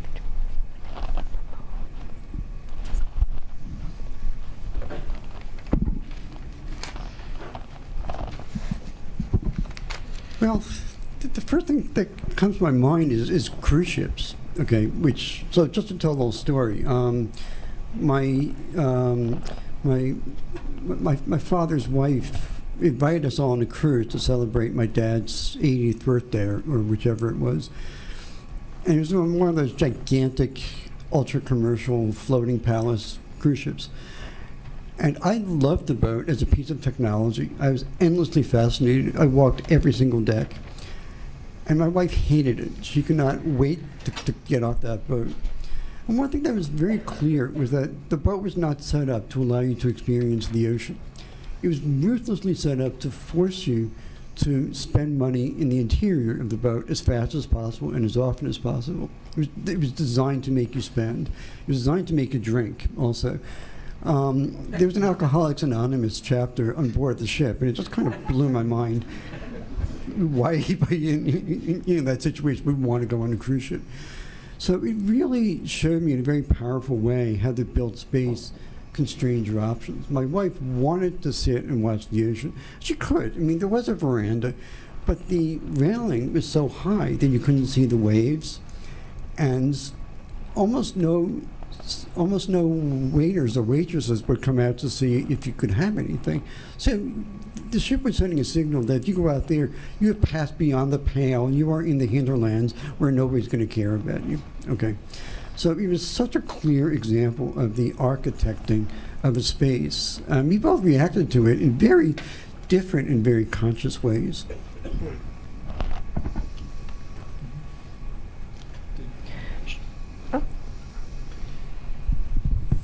Not as much fun as the cruise ship, but one thing that I'm always fascinated by, in our zeitgeist today, I think a lot of the what is it, HGTV channel, the channel that's obsessed about real estate and housing and that kind of stuff. I find that pretty fascinating. I don't watch it a lot because I can't bear to do it, but you know, that is a kind of cultural statement in where we are around how we value the places we live, what we occupy on a daily experience. I find really telling about kind of where we are around embodiment, you know, how we value or reflect on the environment.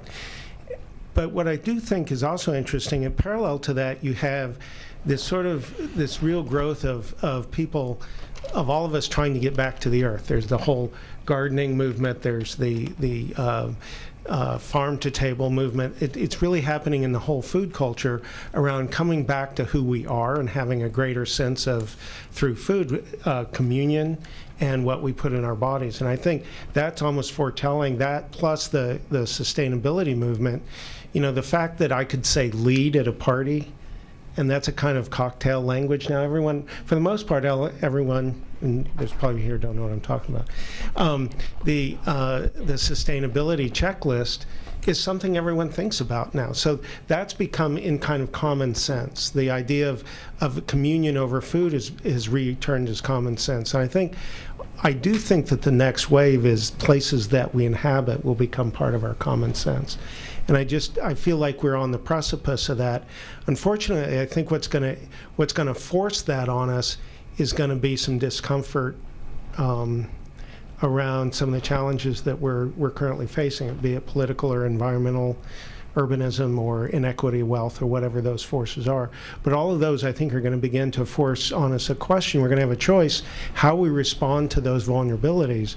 We can either do it proactively and build beautiful environments that are resilient and sustainable, or we can just continue down the road of in a way, tribalism in a way. So I think that's where it's going, and there's all kinds of fascinating grassroots efforts right now through all of the Weaver movement that we're starting to see of people who are really responding more democratic ways to build their environment, be it on tiny little projects within each community or even at larger scales. But I do think your question's spot on with where we're at in our time.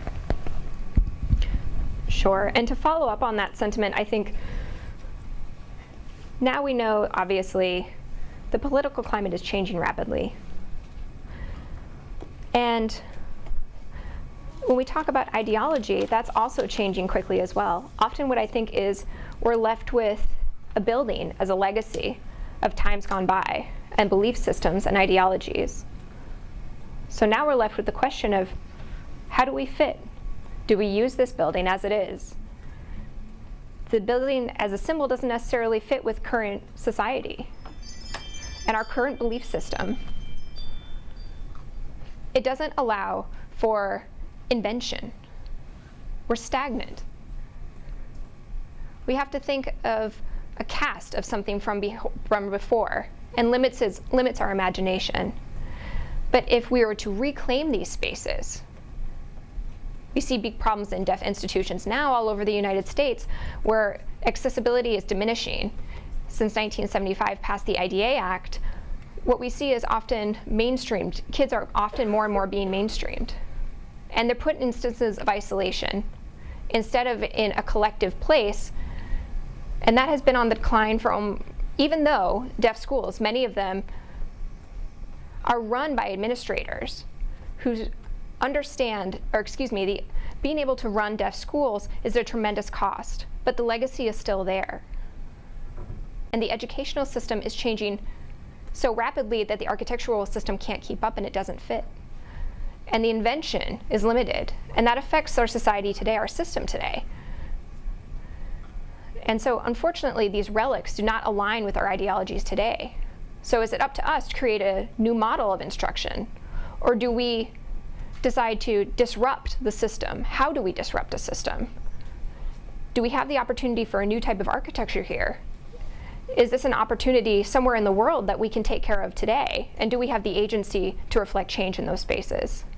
I think an important part about deaf institutions, deaf schools at large, is even though deaf schools serve a marginalized population that is separate from society, it is also a place where the community can develop and grow, as we well know. There's a lot of memory that's ingrained in these spaces and in these bodies in these places. How do we respond to those sorts of memories there? How do we respond to this legacy? In a way, we start to acknowledge that this is problematic, the legacy itself. And we start to promote this goal of a new possibility or new opportunities. And as Hansel's already said, I don't know, Gallaudet has been in renovations for several of its building, and I'm curious how you've approached that. I mean, there's so much history and heritage and memories there, but you actually need to be able to reimagine these spaces to meet today's standards. Yeah, that's an enormous challenge for us. For those of you who don't know, Gallaudet, because it's the only, since it's been around since 1864, charter was signed by President Lincoln, and has this gorgeous historic campus. It in a way is a cultural center. Cool. It's a mecca essentially for deaf people around the world. So there's many parts of that campus. You touch it in any kind of way, you've really touched. It's sacred ground basically. But it's also been desecrated over the last, I don't know, several decades by architects coming in and doing buildings that really had very little care for who they were designing for. Telling of that is a quote. It was originally designed, and the campus was planned by Frederick Law Olmsted in 1866. He has this extraordinarily beautiful quote around, he's trying to convince Gallaudet to buy 2 more acres so they can plant a garden. And Olmsted has this really beautiful quote around how he's urging the understanding that deaf people, because their senses, their other ways of sensing the world would be extraordinary. He called them rural architects and landscape appreciation of the landscape. And that's a basis of how he was thinking. That quote is embedded in our heritage and our history. The last campus plan before the one we did, the quote somehow became, it is important to put signage on the campus because we have a place where people who suffer communication difficulties. So think of that whole paradigm shift that took place over that 150 years. And you can see how the buildings changed over time. So what we're trying to do is to go back to that original Olmstedian heritage and the way, just that general sense of respect, and start from that, rather than, I don't want to answer the question with a technical solution because it doesn't really have one. It has really much more of a kind of philosophical solution. In that case, it's going back to Olmsted's words. Well, let me offer some ways in which clearly people on the Gallaudet campus have been tearing up some of that legacy and literally physically rebuilding it. So there's the central building on campus is the Hall Memorial Building, and it's shaped like a square. The 3rd floor is was insanely confusing because it was 2 completely separate wings, okay? So if you were in one wing looking for room 328, you would walk up and down forever and you would never find it. You would have to go down to the 2nd floor, walk over to the other side of the building, go up to find room 328. It was insane. And so, you know, you were involved. You know, they literally tore apart the interior of the 3rd floor and rebuilt it. And so now it has a much more open layout. And it's got these interesting sort of, you can describe it much better than I can, these interesting multi-level spaces where there are floors that have different heights above the floor and very long sight lines, and just completely visibly different from the rest of the building, which looks nothing like, I mean, it looks totally like any other anonymous administrative building on any other campus you can name. Yeah. I think that's a really great example. Mm-hmm. But it's expensive. I mean, you have to physically rip up what was there before and build something new in that place. Yeah. We've got a lot of mistakes to fix, is all I can say. Well, there's another thing that I was thinking about. You know, in terms of engagement with each other, okay, right? Like, this is like the central problem in America, that we have a hard time talking to each other. I mean, I'm sure that some of you have read the book Bowling Alone by Robert Putnam, where he talks about the fact that each successive generation of Americans has fewer friends and fewer social contacts than their parents. And so the question is, what do you do about that? Well, in my political work, supposedly the gold standard for bringing out the vote it's called canvassing. It's where you physically go knock on doors in a neighborhood, one door to the next. Like, this is the best way of doing it. This is what all the professionals tell you to do. It's what everybody swears by. And I hate it. Because first, when you knock on somebody's door, you're interrupting their life. And often, if they come to the door at all, they just want you out of their face as fast as possible. So it's actually a terrible place for community organization. And I tried coming up with alternatives. Like I suggested, gee, maybe we could put up a kind of canopy in the parking lot of one of these apartment complexes, because everybody comes out to the parking lot at one time or another, offer some lemonade and have some signs so that people can just come by and talk at their own leisure. And so I asked the housing board, that complex, and they wouldn't allow it because we did not live there, and political expression was forbidden. So in America, we have this terrible, terrible infrastructure for actually talking to each other about the political issues that matter in our lives. It's almost impossible to do. And I find this enormously frustrating. And I think that's one reason why we're in the mess that we're in. I think we should take questions from the audience. Do any of you have any questions? Just raise your hand. I'm going to use one of those mics, so we'll have to share that. Okay.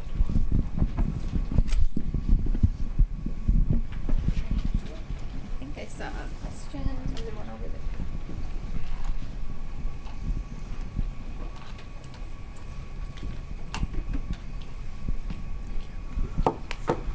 This is for you, Professor Rembis. So you articulated a question really nicely to the 3 respondents, asking how to diminish the apartheid between policy, planning, and architecture compared to those who are marginalized or are gridlocked out from benefiting from any of those acts put in place. I'd like to hear what you have to say as a possible solution or set of solutions to your own question. Okay. You should have hit the other mic. That's all right.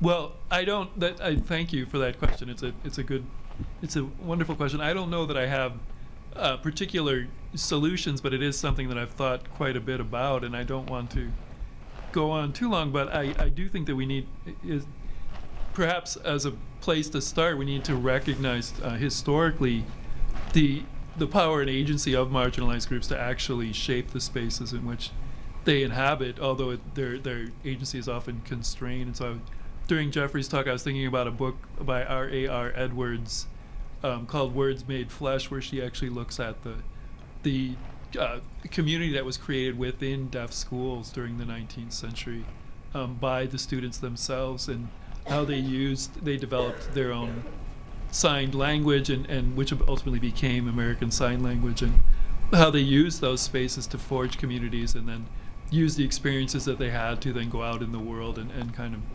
mentor other folks and build their community, which there was significant backlash to that, I think, with the rise of oralism at the end of the 19th century and this desire to normalize, as Jeffrey was talking about.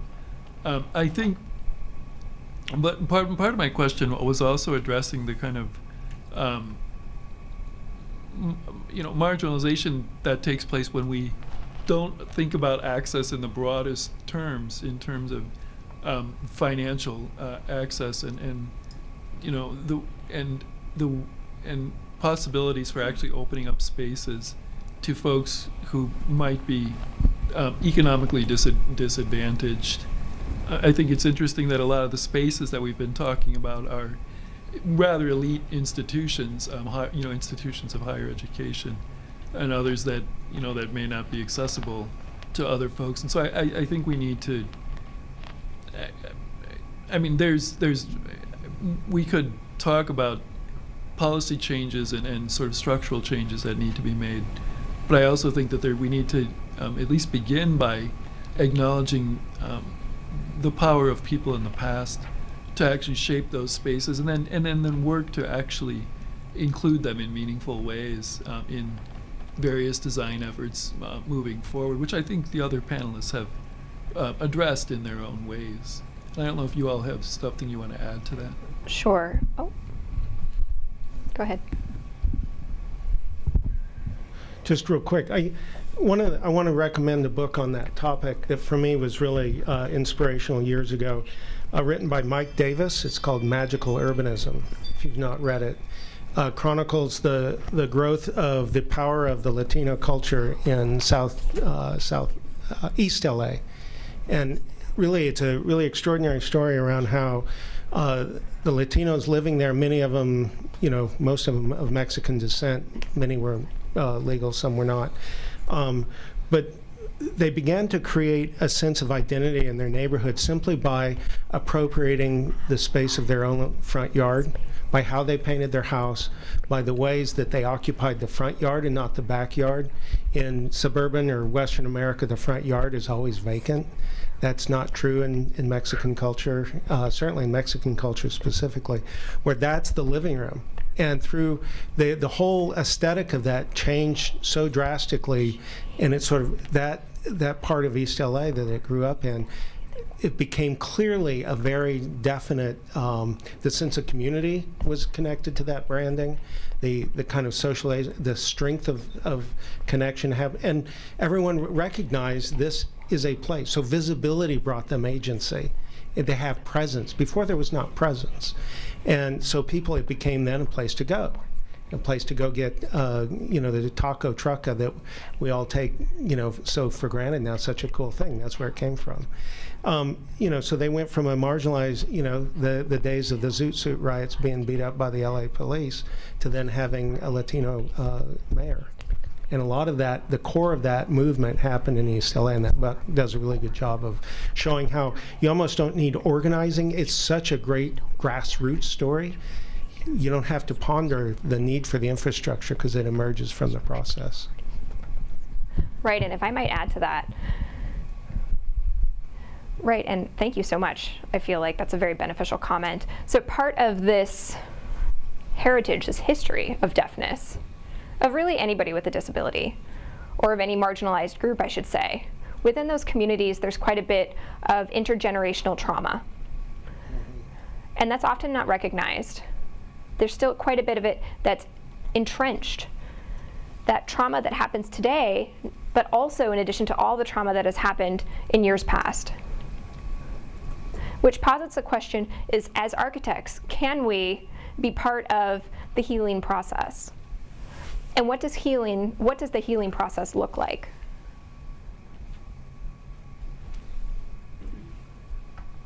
I want to answer that one. That's an excellent question, by the way. And it's exactly what I've been thinking a lot about that. Trauma is an interesting condition that I think is a shared condition.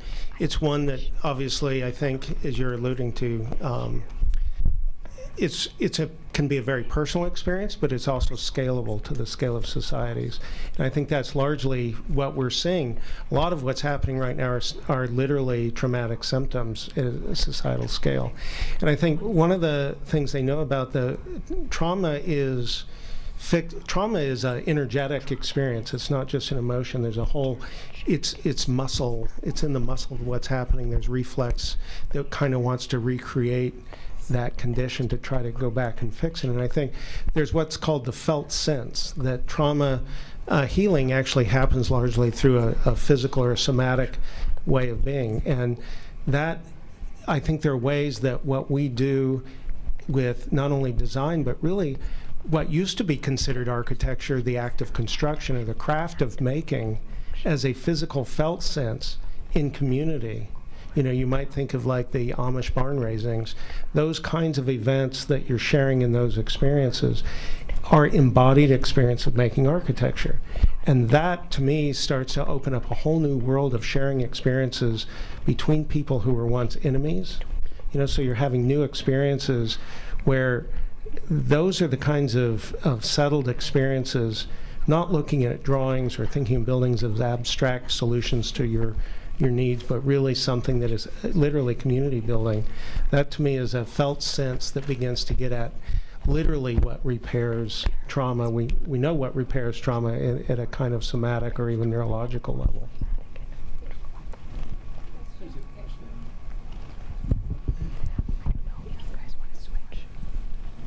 Thank you. Thanks for your presentation today. I'm a practicing architect, and you can hear me? That's good. Practicing architect out of this program, actually, and probably surrounded by other architectural students as well. And I have to say that, many talks you might go to and like, but the ones that make you kind of choke up in a way or feel here are special. And I feel like, for me at least, I learned enough and got choked up enough in a way listening to some of the content you had to share that it was really profound. And one of the comments was, how do we share this beyond our room, right? And I think in a way, architects or architectural students or planners or urban designers are so uniquely prepared to do that. And I think it really takes a positioning and seminar like this to really prepare you to consider those new thoughts. And while I consider myself to be fairly empathetic, I know I practice fairly traditionally in a large way. And one I believe it was your one of the design sketches that you had mentioned was, instead of a kitchen that is laid out in a U shape, perhaps, that could we center around a larger central island? And to me, my head just started buzzing, that's not really, doesn't have to be a unique situation. It could be totally shared and totally traditional. It really could be, and such a beautiful sociological change that everyone would enjoy something like that. Yeah. But anyway, less of a question, more of comments, and thank you very much. Just to respond to that, I would just say that to me, I think what the beauty is, the real beauty is how common it all is. A lot of this is nuanced, very common, nuanced things we're talking about. We're not talking about any heroic gestures here. It's a collection of it's really about awareness and sensitivity, and it can be something that common, can be really powerful. So thanks for noticing that.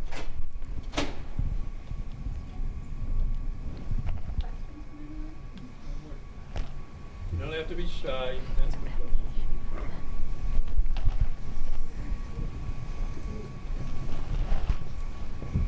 Oh, I'm sorry.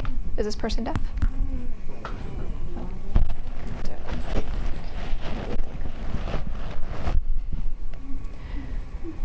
So this might be a little bit off point, but I believe that this is the appropriate space to be able to focus on the office and in the workplace. In an environment where people are often socializing and socially interacting. Sorry, I was a bit distracted. Back to the point. So in a workspace, for example, deaf and hearing people often work together. And I want your input, your thoughts on design and how we can start to facilitate and bridge that connection. My second thought is in terms of this workspace where you have all deaf workers.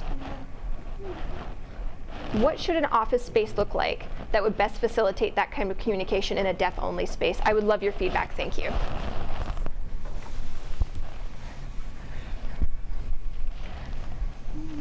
I think that that's a great question. And I want to take a moment just to step back and ask, what kind of workspace is there? Which is a crucial question. And what does the user need? Those are takeaways that are incredibly important as we start to engage deeply with those who are actually utilizing this space to better understand what their needs are. And I think also to acknowledge the shift and the changing, the evolution of work today. We incorporate technology of people with diverse backgrounds, diverse communication abilities. And I think that it's important to use our agency as designers to really elevate those voices and bring these persons to the table. These people are often not involved in the design process. They're not even invited into the idea of starting to think about some of these concepts. And I think one of the points that Hansel made that earlier today that I felt was incredibly beneficial about Deaf Gain is that human connection. Communication. How can a workspace promote that and at the same time be productive? How can it facilitate that communication, but how can it also promote deep work? How can it make sure that things are being done efficiently? But also, how can we have maybe a space that provides a place to meditate or reflect? And having those various needs met in a workspace is something that's going to require including many voices that are traditionally not involved in the design process. And it's not going to be an isolated case of deafness or hearing, but I feel that this could apply to a much broader sense when we think about workspaces in terms of what are the challenges and what are the needs.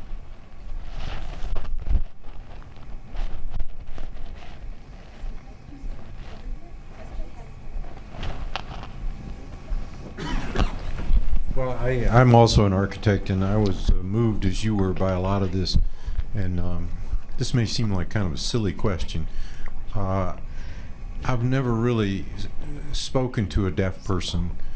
I did work with one who worked for a structural engineer, but how can you sensitively say to a deaf person, what can I do to make your space easier? I've done this with people in wheelchairs, for example.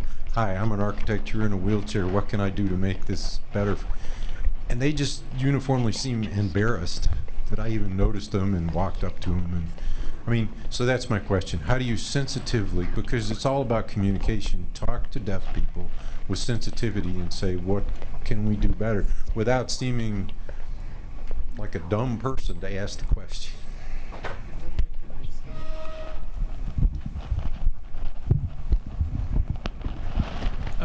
I'd like to begin to address that, and here I'm speaking more as a member of the disability rights community for the last 30 years, and not necessarily as a history professor. But I think, and I don't want to in any way single any one person out at all, but I think that more than any other conversation, I think conversations around disability, and in this case deafness, I think those conversations seem to devolve into sensitivity training and sort of what to do in specific situations. And actually, I think that in general, that's kind of the wrong question to be asking.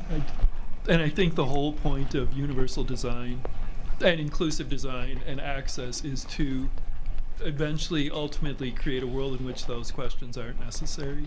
And so begin with the premise that you're designing an inclusive space and that you need to consider various types of abilities and also various socioeconomic structures and various cultures and you know, different types of people that will be inhabiting and using those spaces. And I think from a purely practical standpoint, it's much easier, and we all know this has kind of become a truism, that you know, it's easier to design something from the outset than it is to retrofit or modify something later. And also it actually, I think, is probably much more aesthetically you know, pleasing or aesthetically kind of you know, in tune with this sort of initial ideation to actually design from the outset with a more universal sort of concept in mind than it is to actually try to think about specific cases or ways in which you might accommodate for individual people.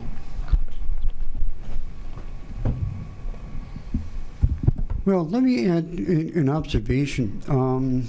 So this isn't really directly an answer to your question, but most people assume that I have a really hard time in very noisy environments, which is actually not true. In restaurants, I usually hear the other person better than they can hear me, because I've got these assistive technologies like this device. It's a little radio transmitter, and I can just have them wear it, and basically it puts my ears right on their throat, so I can hear them incredibly well, no matter how noisy it is. So yeah, I think one question is what assistive technologies do you bring to the situation, which is something that they can control, rather than how can I architect for various users. You know, there's a saying, there are as many different ways of being deaf as there are deaf people. And just from the composition of this panel, you can see that very clearly. So I'm just saying, just be aware, there are these incredibly powerful system technologies which really transform the situation in ways that you might not have expected. Sure, and if I might add to that, I think, you know, to respond directly to the question, I would argue that, or at least posit the idea that the reason that this can feel awkward when you come up to an individual who might need some assistance, I feel that because our system is not necessarily adept at making accessibility, making a system of accessibility. There's so many barriers, whether that be in instruction or everyday life or vocationally. And I think those barriers those voices of people who experience those barriers are not often heard. And because those voices are often not there at the table, our system does not make space for those types of conversations to occur and for those voices to become heard. And I think that, as my own experience as a deaf person, as a deaf architect, architecture as a profession is inherently inaccessible, right? Not everyone in the world can understand an architect. To be able to, and especially me as an interpreter, I have to make certain other accessibility considerations given my interpreters and so on and so forth. But I think that to take a step back, I think the big question for us is, how can we make the system improve? How can we systematically create more access and more inclusion for everyone? And how can we make diversity not just something that's lip service, but diversity something that's invested in, we can make that work happen behind the scenes and see that everyone deserves that. And I think that's the key. More accessibility, more inclusion within the profession at large, within the world, and with society.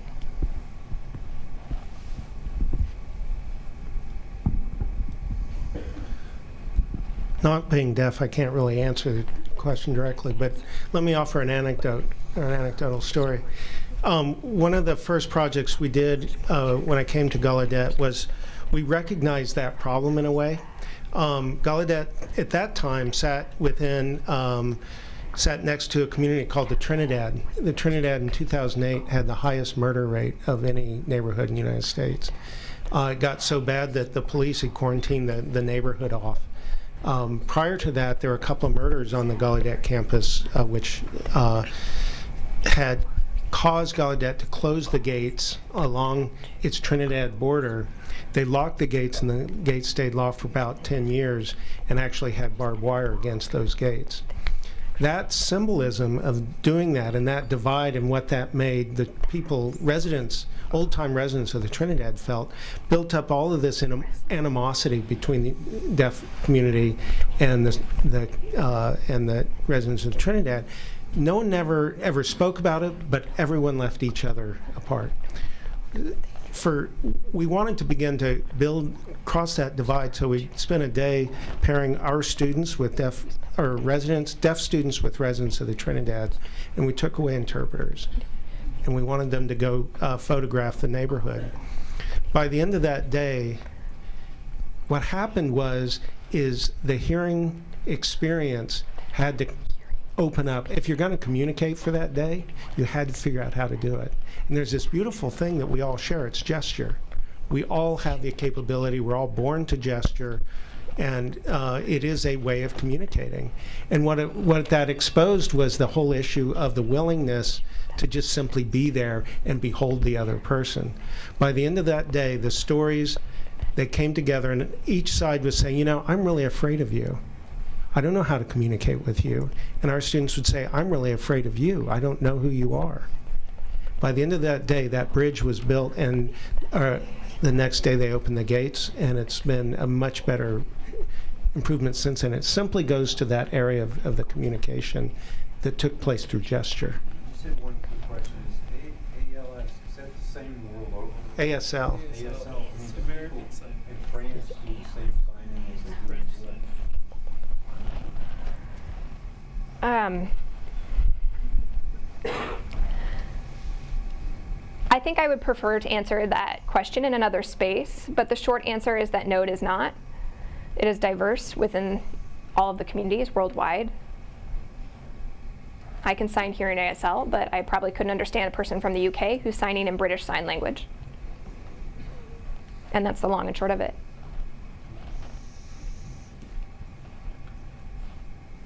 Hi, I am with Deaf Access Services. We're the human service agency here in Buffalo that helps build relationships between the deaf and hearing community.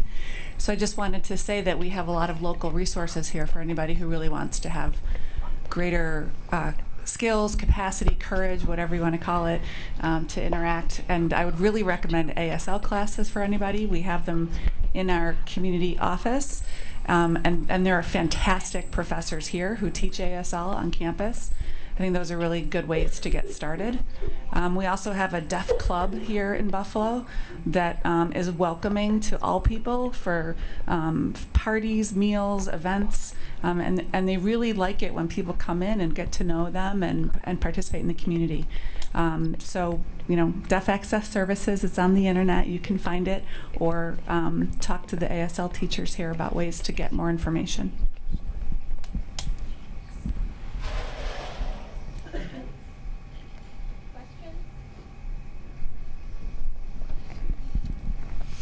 A lot of you talked about barriers of a hearing-centered world, and I'd be interested in having you give even more examples of what the barriers of a hearing-centered world are.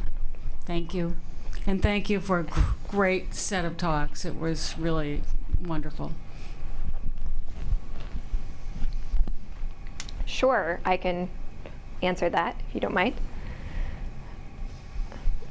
I think, you know, Michael as well. So I grew up going to deaf schools, and my first experience into the hearing world was going to college. And that was really a paradigm shift for me. And I had to learn quickly that just simple communication with a person took planning, sometimes even 2 weeks in advance.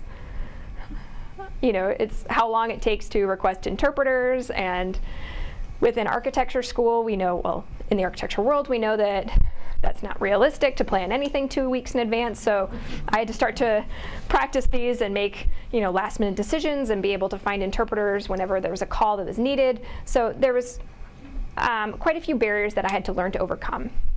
But I had to think beyond that. I had to check in with the interpreters. I had to check in and make sure that I was accessible and that people were accessible to me. And that reframed a lot of myself and the way that I saw myself. And I am very fortunate to work at Mass Design Group, where they immediately saw the value of accessibility and inclusion and inclusive environment. And they really tried to take down these barriers for me. And they did not want to go the bare minimum, just because that's what the law said, right? The Americans with Disabilities Act is fairly bare bones. They wanted to transcend beyond that. But I feel like the law makes it all right to have this bare minimum that doesn't allow anyone to truly thrive. And that's a challenge. So how we make the argument to go above that bare minimum, above what the ADA requires, and really transcends those systemic boundaries to allow us to really thrive is crucial. Thank you so much for your question.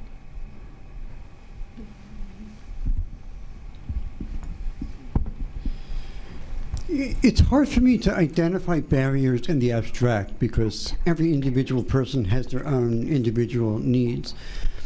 But I was sitting here trying to think, well, what barriers do I encounter? And the answer is not that many, but then I realized why, okay. I have all these incredible technologies, right? I've got this device. Google's just come out with this Android program that is a pretty good real-time speech transcriber. You hold it in your hand, you point it at somebody, and it tells you what they're saying. It's kind of amazing. But I realized the reason I have these tools is because I have the money to afford these tools. So just to give you an example, so this little device, Advanced Bionics quoted me a price of $1,400 for this. That's a lot of money. So after some thought, I called my mother, who is a working audiologist, and she was able to order it through her school for me for $800, which is still a lot of money. But that's the barrier. I mean, it's the sheer expense of these technologies. So one of the simplest ways of getting around that barrier might be to find funding streams to allow people to buy the stuff they need to help them solve their various challenges. Yeah, just want to add. I'd just like to very briefly add something to what both Jeffrey and Michael were saying, and that is that I think that, well, it's really important to identify what we might call barriers presented by the hearing world. I think it's also important to think about disability in intersectional ways, to think about how race and class and gender and sexuality are sexual orientation or even religion influence people's experiences with disability, shape their experiences with disability. And so when we think about barriers, I think we should try to expand our thinking beyond individual disabilities and think more broadly, and as Jeffrey was saying, structurally or systemically, and as Michael was alluding to, thinking about how access to resources, how socioeconomic position affects people's experiences with disability. And I think also one of my former grad students said something I thought was pretty profound. She said, disability rights are human rights. So when we think about access and barriers, we can think about things like safe, affordable housing, public transportation, structures that are accessible to open and accessible to the broadest range of people.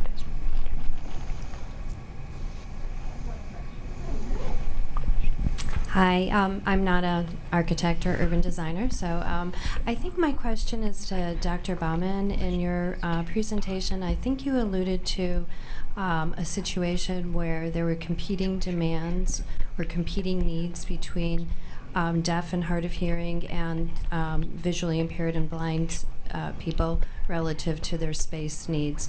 So I was wondering how universal design can be applied to overcome those gaps.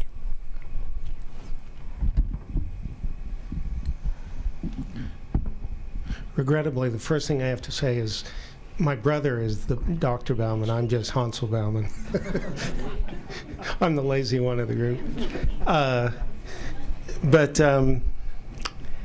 Yeah, I don't recall the comment or the context exactly, but it is true that there is what I guess I would say is, in a way, there is a fundamental difference in kind of spatial obligation or spatial occupation in one sense, in that what you might tend to find in, and you guys chime in and correct me if I'm saying this wrong, but in a kind of in a sense where there's, let's say in a blind world, there's the idea of understanding or moving through space is about is a tactile experience or is echolocation. But in terms of tactile movement, if you're trailing, say, with a cane or just through memory, you really want a very simplified, what we call a predictable space. That it's very much like what it was when you came through, earlier, or you've mapped out the space or whatever.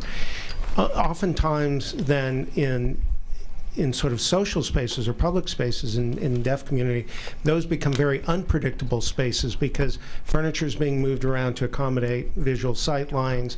There's really a shifting around, a flexibility that's shifting. So those are kind of fundamental differences. So we've taken a look at that and we have as a kind of principle across the campus to map out predictable versus unpredictable spaces, and that we might use floor materials or colors, really basic elements to kind of map out the distinction between those two spaces. So that might be a case where universal design is trying to unify those differences. But I think that probably was the context that I was meaning more.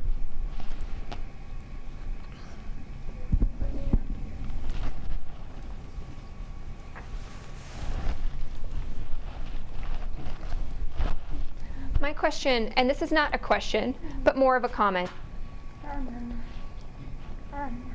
In America, the American with Disabilities Act,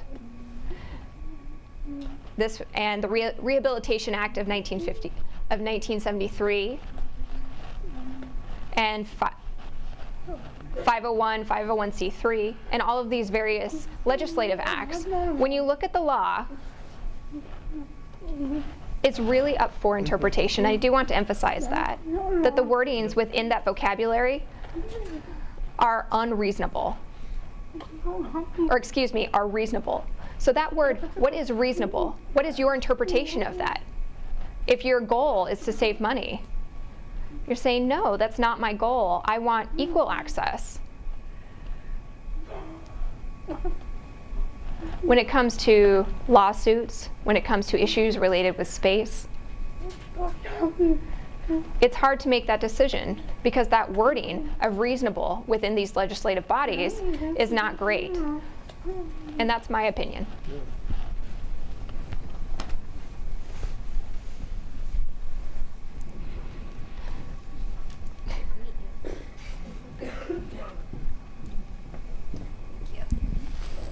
Thank you so much for all of your contributions today. I've learned so much. And as an advocate for universal design practices and an educator and trainer, I'm always looking for successful ways in which we can continue to grow this conversation. And we've started to scratch the surface about spheres of influence. I'm wondering specifically, maybe from the architect perspectives, when have you seen success in working with partners like big developers or contractors in adopting these values?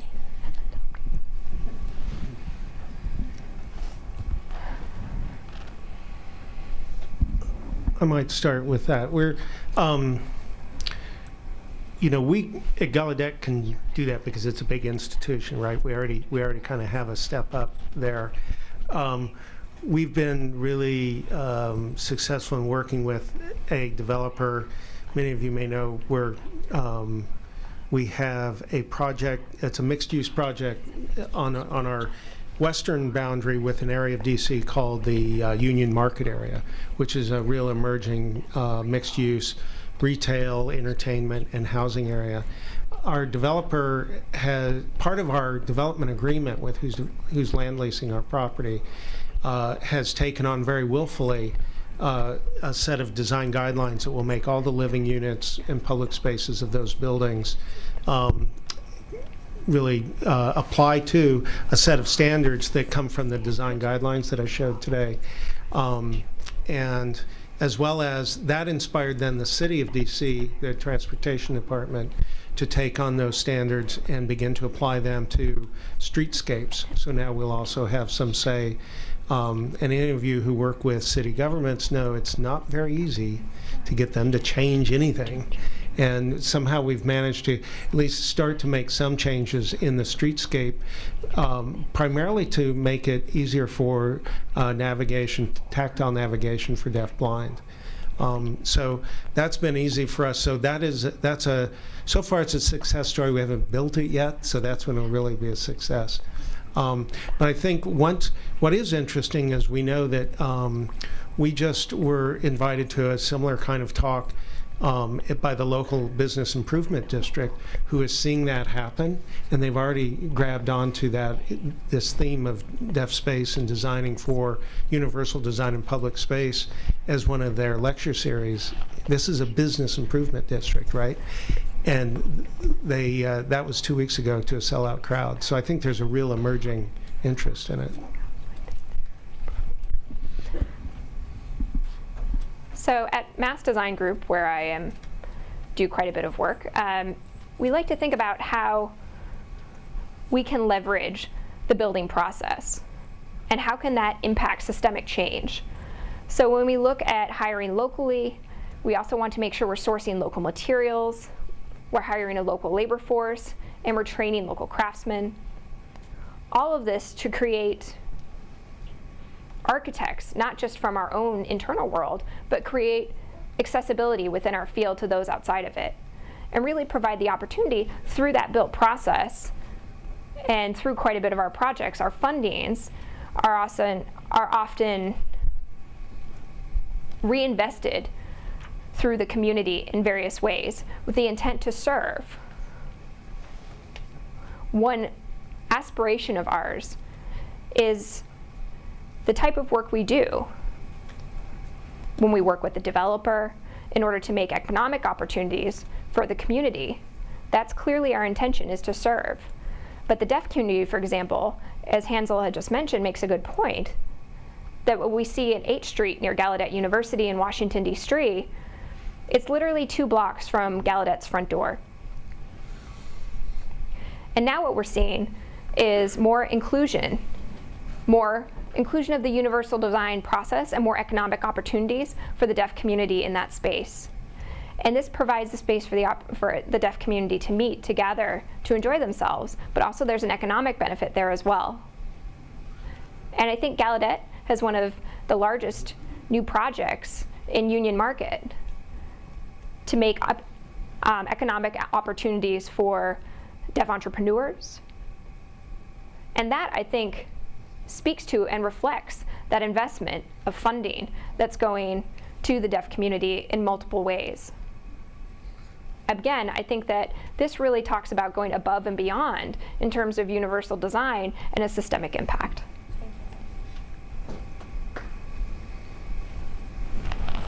Okay, I think that we have reached the end. Any other pressing questions?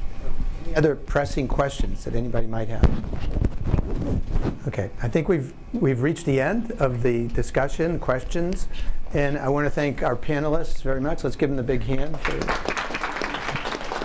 And you know, there's a ritual that you have to go through at the end of these things where you have to sort of sum up or wrap up, they call it, wrap up. And I like that radio show, The Takeaway. So I'm going to give you some takeaways. And they're not in very really good order or anything, because I've been writing them down furiously as everybody talks. First, the design for deafness requires knowledge that the typical architect doesn't have.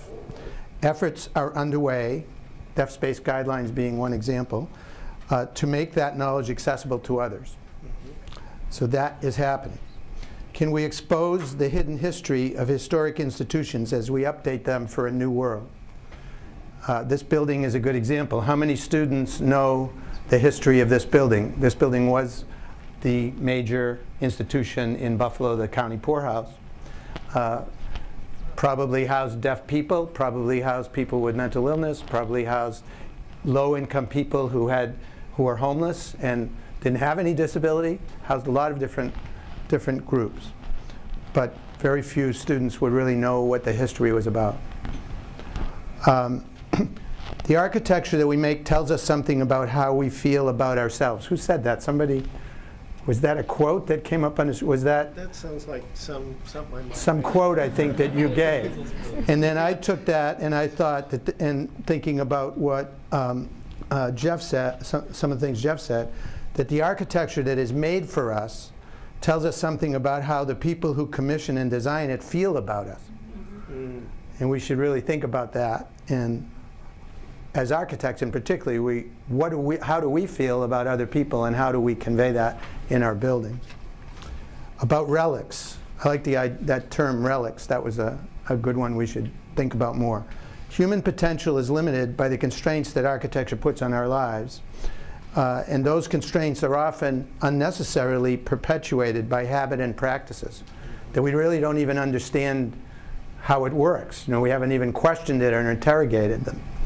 And those are hard to change. That's the legacy of the past. So we need to figure out how we can give people the agency to change things, how we can give people who live in buildings that agency, and also how we can give designers and advocates that agency. Embodiment and empathy. I spent last summer, one of the things I did was I was on a dissertation defense for an architectural project where the student had spent a great deal of time of trying to understand the knowledge and how knowledge is used in the design process. And there are really two types of knowledge. One is explicit knowledge, and that is about things like building codes, things that we look up in books. And then there's implicit knowledge, things that we know from the heart. And I think embodiment and empathy is where we want to go. That's where we want, if we want to practice universal design, inclusive design, we just want to be good citizens, we need to get to the level of implicit knowledge where we know what to do without having to look it up in a code book and check off a list. I was impressed by Hansel's demonstration about how sign leads to different feelings. And what made me think about maybe how we shouldn't talk so much. Maybe we should be using nonverbal communication. And in fact, if you read Michael's book, The Worldwide Mind, he talks about his experience in a, what would we call it? Communication workshops? Communication workshops, where touching and touching and haptic experiences, kinetic experiences are really a big part of communications. And it ties into our neuromuscular system. So could it be that nonverbal communication is better than verbal communications, and we should maybe practice it more and then have more understanding of nonverbal communication? And I might add that both sign and architecture are examples of nonverbal communication. Human diversity implies spatial diversity. That leads to more interesting architecture, more stimulating, more visually interesting, and more choices for everybody. So how can we not look for knowledge from diversity to apply to architecture? Lessons from studying and follows through that lessons from studying design for diverse populations leads to insights for design for all. That's one of my mantras in promoting the concept of universal design and inclusive design. How do citizens get empowered in the design process? Inclusion requires participation. I believe it needs facilitation and resources by the powers that be. And that might mean we need to change the standard contracts of architecture client agreements. And Hansel gave a good example, which I'm going to press him more on, about how they did that, invested more time in engagement during the design and construction process. That's part of our idea of universal design as well. There are different ways to communicate and occupy space, and we get fresh perspectives from those different experiences. Encountering an alien, insectoid, communal mind civilization would certainly teach us a lot how we would deal with that. Imagine if such a civilization appeared here and started speaking to us, and we wouldn't even know what they were saying, but they might be saying, give us your firstborn or we'll kill you all. And then how would we respond to that? So it's important for us to learn how to communicate better. As human civilization evolves, will our communications evolve? Michael talked a little bit about that, telepathy. Telepathy, which means like we can feel each other's feelings. We can transmit feelings to each other about how we are feeling. One question I have about this that I think is an interesting one to think about: will some of our abilities devolve? As we evolve in some ways, will we devolve in other ways? And that might be part of our problems today, is that we have evolved our communications in a way that now is devolving certain aspects of our experience. Things that we knew before, abilities we had before, are no longer there. We may be speaking English to each other, but we may not be understanding what we're saying, what each of us is saying, because we're really speaking two different languages using the same phonemes and the same syntax, which is an interesting thing to think about. We need to work hard at true communications to understand those who think differently. It's not an easy thing to do. It's not just a matter of just saying, what do you think? You really have to learn what the person is thinking, and you need to have empathy and somehow get in each other's skin and think about what it's like to be the other person.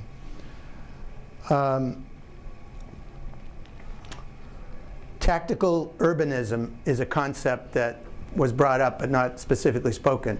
Hansel Baumann talked about people in the Latino communities changing their front yards by doing things that Anglos wouldn't do and communicating their presence in the community and their culture. So that's an example of tactical urbanism, which means temporary changes in the environment that you can test out various things. And this has been very successful all over the world. And I think we need to start thinking about designing buildings for tactical architecture, so we can make temporary changes and try out things. So the question of how does she left, I guess. How does workplace? How do you develop a workplace where people who are deaf can communicate effectively with people who aren't?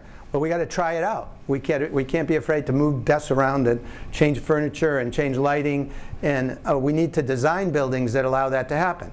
This is an example. This building, as beautiful as it is an example of a building that doesn't allow that, and we're discovering that as we live in it. Not to say it, well, don't tell anybody I said anything bad about it.